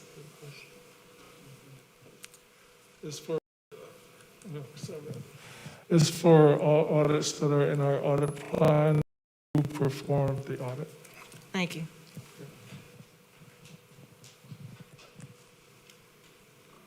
Trustee Gidry. Now, I just want to follow up real quick on that. But will we be able to tell? Is there something here? One was an internal and which one was external audits? I don't think that's built into this. Damien, you can correct me if I'm wrong, but I don't think that's featured.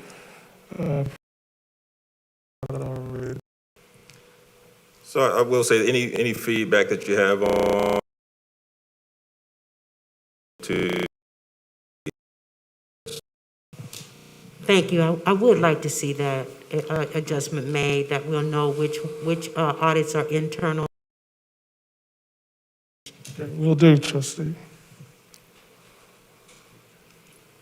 And I just want to thank you team on this, not just this version of the dashboard, but the previous version. The audit committee and the hard work that they've done to ensure that we see critical so that we have transparency and accountability. So thank you. Agenda items. For the record, let it be reflected that the original agenda item A2 was pulled and replaced with a new item and attachment. Item A3 was also pulled. Item J1 is new. Items K1 through K9 and attachments to items I1, I2, and I. Board policies to excuse themselves and abstain from all discussion and votes pertaining to contracts that might involve a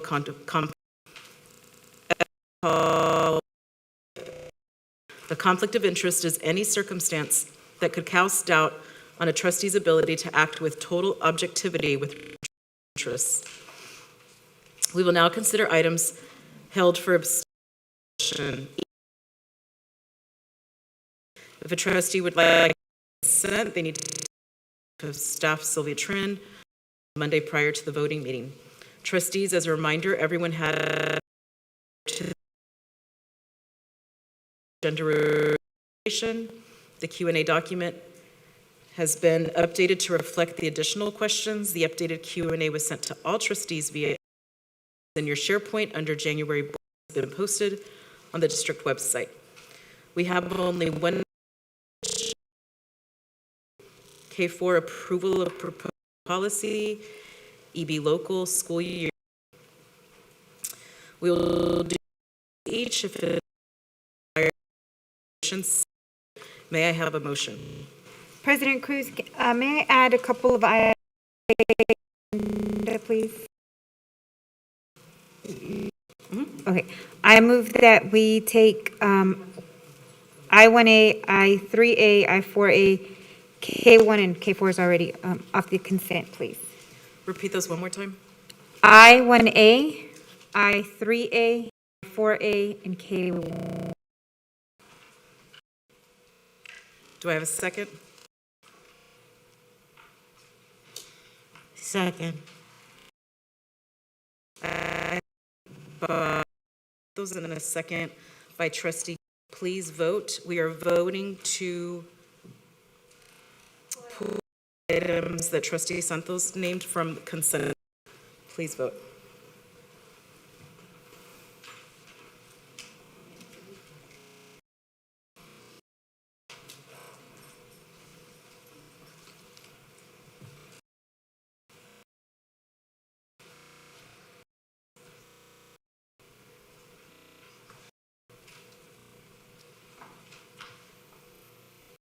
So, okay. 7-4, motion passes.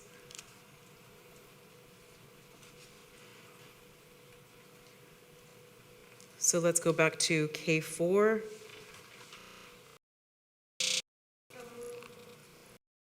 Second. A motion by trustee Cruz. I'm sorry, trustee Santos. Okay, it's been a long day. Trustee Santos and a second by trustee Hernandez. Comments or questions from my colleagues? This is, again, please.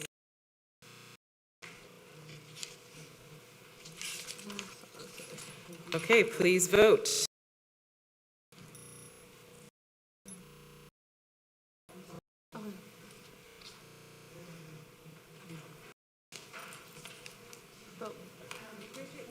Madam President, does our new, you asked, More questions? okay, good. Thank you for checking. No.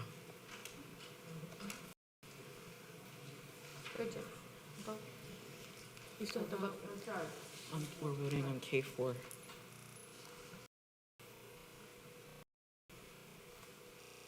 Eight for, 1 against. Motion passes. Pulled I1A.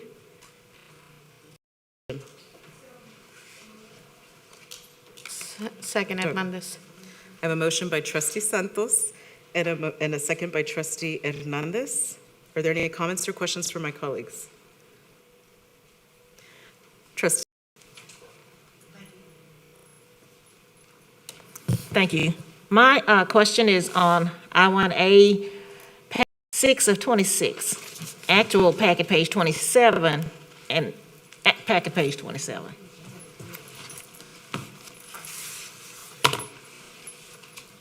And it's I1A 6 of 26.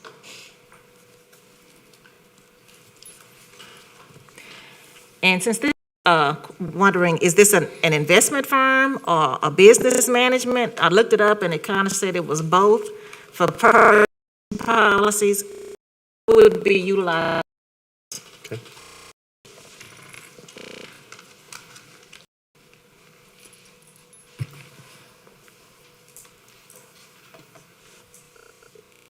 Are you referring to 22010209? Yes. So this would be a consulting firm that would to assess budgeting for the upcoming strategic plan.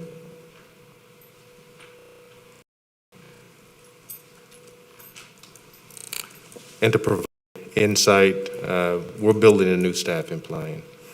We're also a couple different, one to take a close look at some internal systems and about in closed session that's not included here, but this one, we really want an organization, Chief Reed, is that correct? To really focus our efforts on what ideas are from a staffing plan model standpoint to help us along the way. New venture for us. Anything else you want to share in reference to this item? In addition, just obviously with a new strategic plan, compensation plan, we've got some budgetary changes we need to make, and they're also going to provide some guidance, some best practices to help make sure that as we build 22-23 way, and I think we need some perspective to help us do it right. Thank you.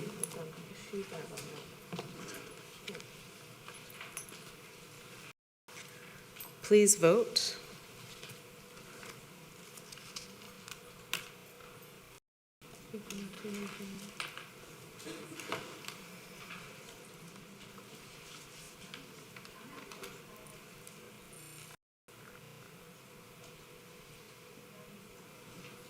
Eight, for, one against. Motion passed. The next is I3A. Do I have a motion? Do I have a second? Trustee Allen. I have a motion by trustee Santos and a second by trustee Allen. Are there any comments?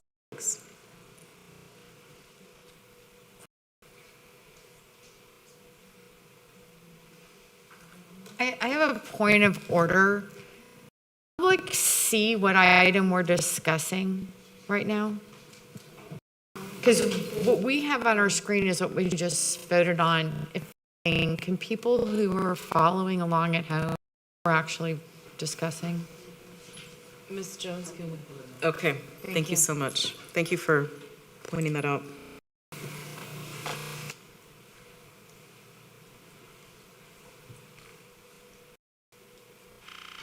Trustee Santos, you're. I'm not going to speak to anything, but it's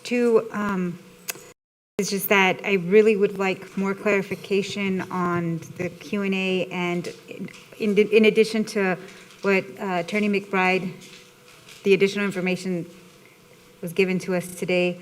That is why I've asked to pull. I'm just voting against. I don't have to say any more. Thank you. So the item is on the screen. Item I3A, please vote.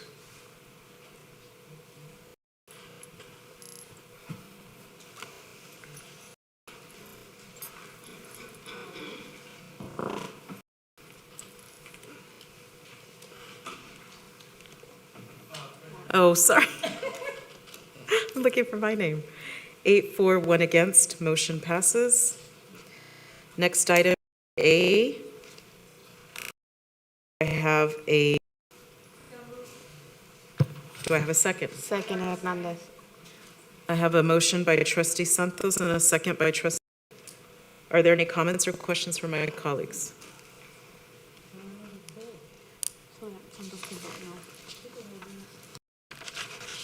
Can we get it on the screen, Ms. Jones?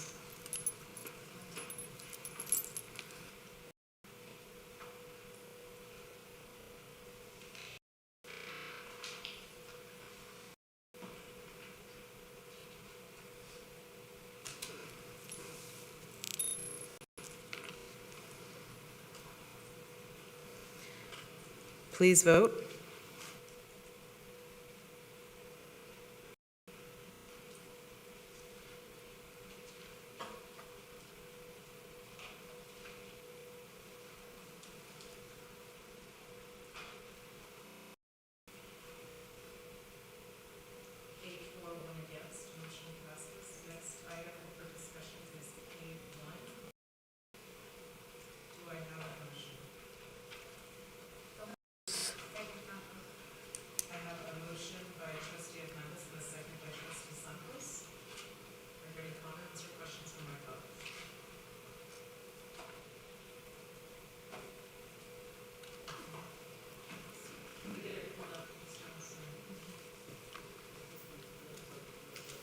Yeah.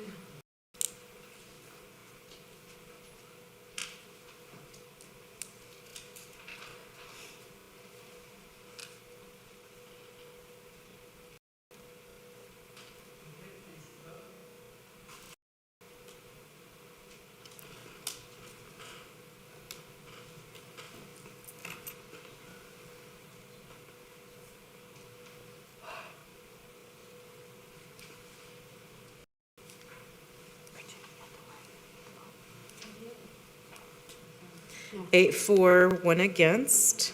Motion passes. Do I have a motion to approve the minutes of the regular monthly board meeting held on December 9th, 2021? And the special meeting held on December. We have a motion by trustee Santos and a second by trustee Bluford Daniels. Is there any discussion? Please vote.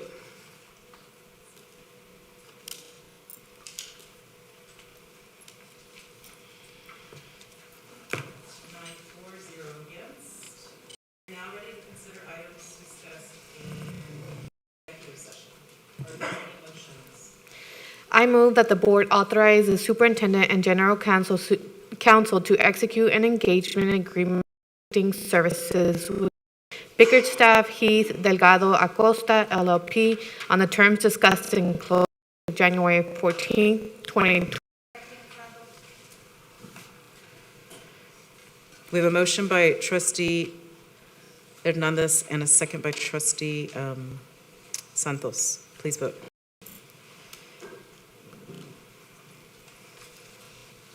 Are there any more motion? Oh, I'm sorry. 9-4-0 against. I move that the board settlement agreement in the matter of Isaac P. BNF, McKinley P. versus Houston Independent School, docket number 209 SE 0420 on the terms discussed in closed session, effective January 14th, 2022. We have a motion by trustee Hernandez and a second by trustee Santos. Please vote. 0 against. Are there any more motions? I move that the board authorize the district to settle the matter of Latia Blair versus Houston District 215 District Court, case number 2018-8 14.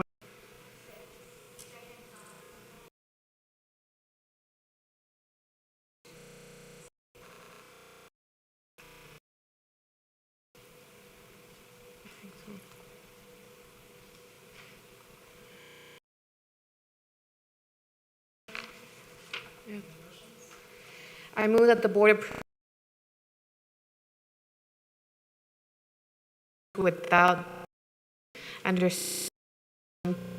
5C, 21.160C, or 21.210C of the Texas Education Code as discussed in closed session, and authorize the superintendent or his designee to submit a written complaint to impose sanctions and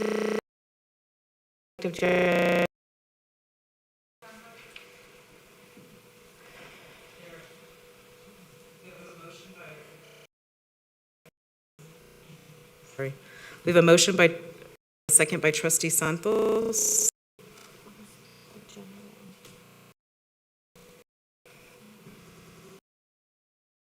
For, oh.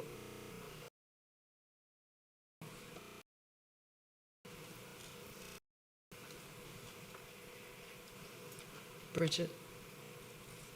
Oh, sorry. 742. move that the board approve the resignation and full and final release agreement session 14th, 2022. We have a motion by Hernandez and a second by trustee Santos. Please vote.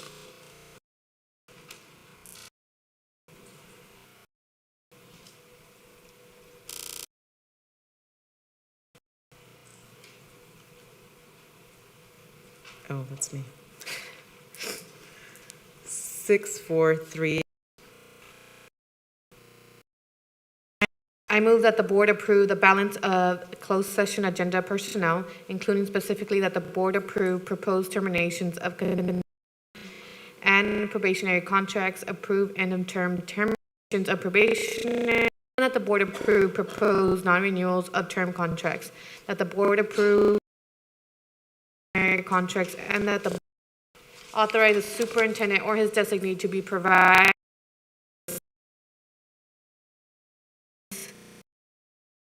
recommendations, and that the board approve issuance of final orders on contract terminations and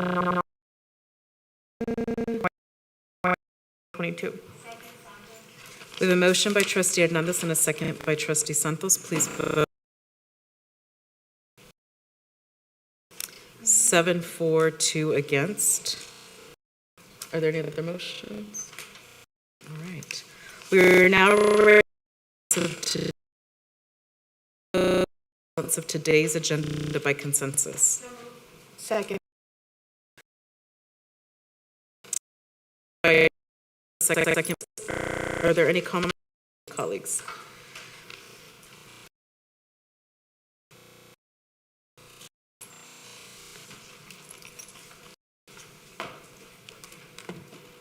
9-4-0 against.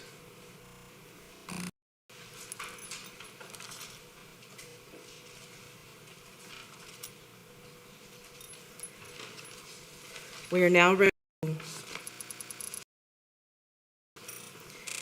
hear reports from board members. Sure.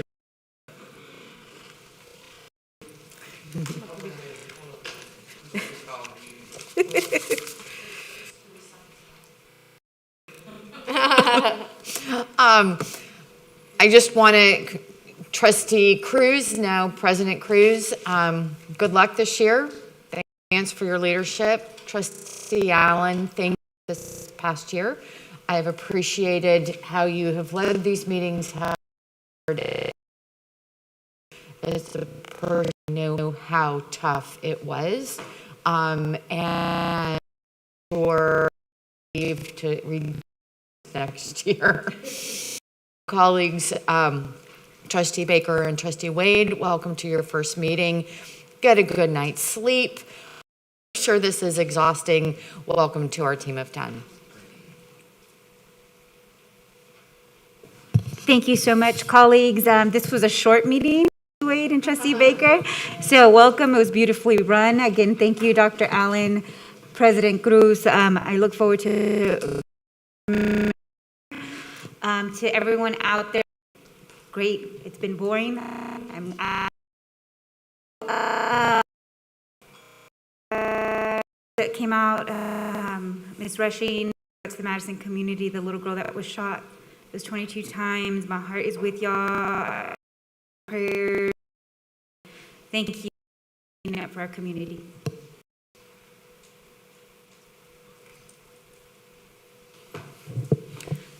Thank you, Madam President. I'm having a problem with this 1 minute, but anyway, I'll make it work. And staying the course, Trustee Wade, and from short meeting, it's kind of, congratulations, Trustee Cruz, Dr. House,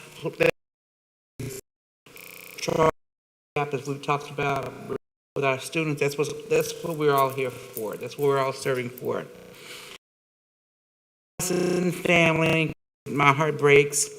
To Diamond Alvarez's family, my heart really breaks because, of course, I know what it's like to lose.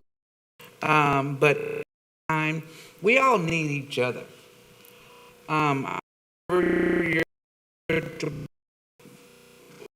But more important, to be that gap, be that village, and embrace one another because everybody's angry, having to live through this never done before. And I hate that bit. But anyway, thank you and thank you all for being. First, I want to say congratulations to our new officer crew, President Santos, Second Vice President Bluford Daniels, Secretary Thygard, Assistant Secretary Guidry, and everyone else, happy Martin Luther King Day. May peace be with you, and may all of you be judged by the content of your character.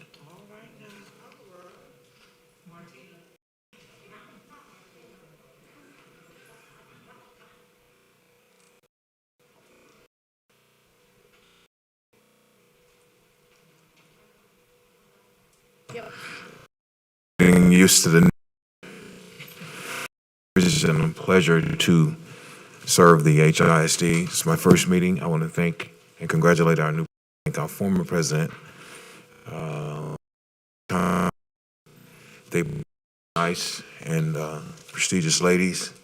I look forward to working with you, Mr. House. Thank you for your professionalism and leadership. I want to say happy Martin Luther King's Day. Let's make sure we remember his life, his service, and his legacy. And for all of those who are grieving out there, any purpose, my prayers are with you. And thank you to District 6 for the opportunity to serve. I look forward to several years to serve. Thank you very much for your support. Felicidades, President Cruz. Muchas gracias, Dr. Allen, for your term as president.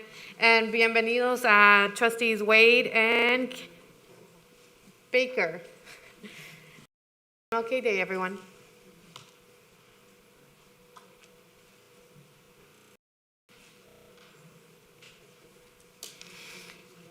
I just want to say that I'm extremely happy with this board, at how we have come together as a team of 10, about the way we are projected to make decisions on behalf of children together.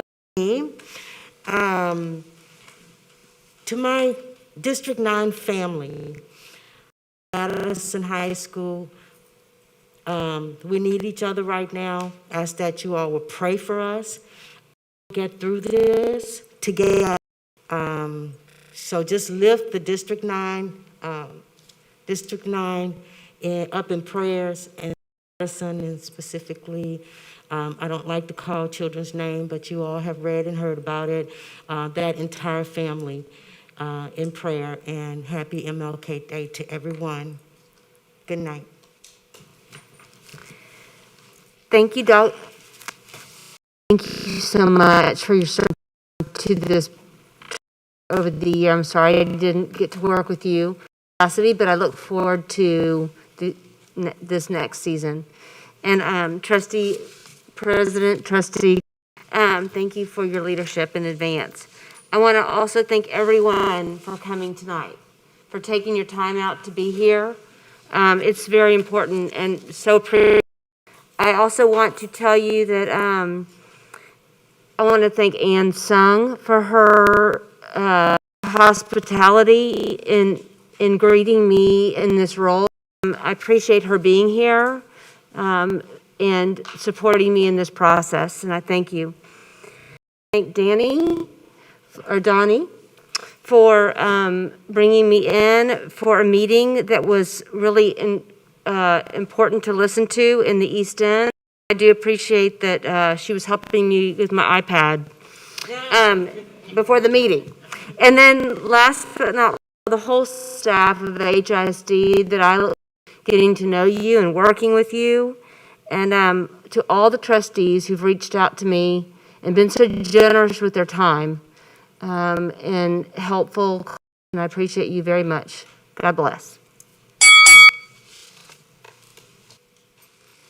Colleagues, thank you for your confidence in me, for allowing me this privilege to serve as board president, to lead encouraged work that we started tonight.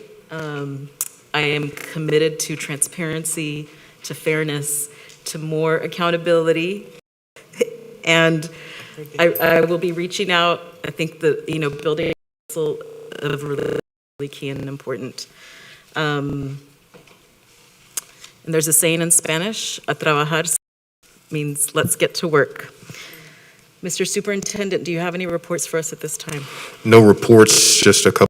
First of all, much like I've heard from the dais up here, I'm very proud of the continued growth and development of this team of 10, that we continue doing what's right.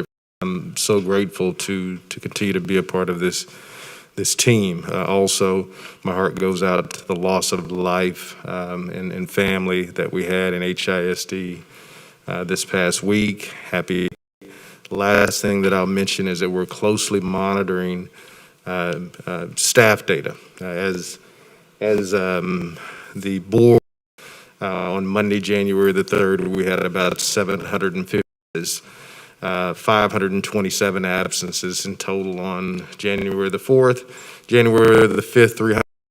Interesting enough, on January the 6th, we saw 679 absences. Friday, January the 7th, 1,060, which has been the highest absences in the district as a whole. 609 this past Monday and 438 this past Tuesday. We will continue to monitor these absences. We know that our schools administrators, teachers, education assistants, everybody on our campuses, and our operational department. It's affected this building, it's affected every building, but we're continuing to work to be there for our children, and I'm proud of what we're doing to ensure that we have the safest environment for our students and staff. Madam President, that concludes my report. Thank you, Superintendent. We look forward to seeing you at our meeting on February 10th, 2022. Agenda review for that meeting will be held on February 3rd, 2022. There being no further business, this meeting is officially adjourned at 8:20 p.m.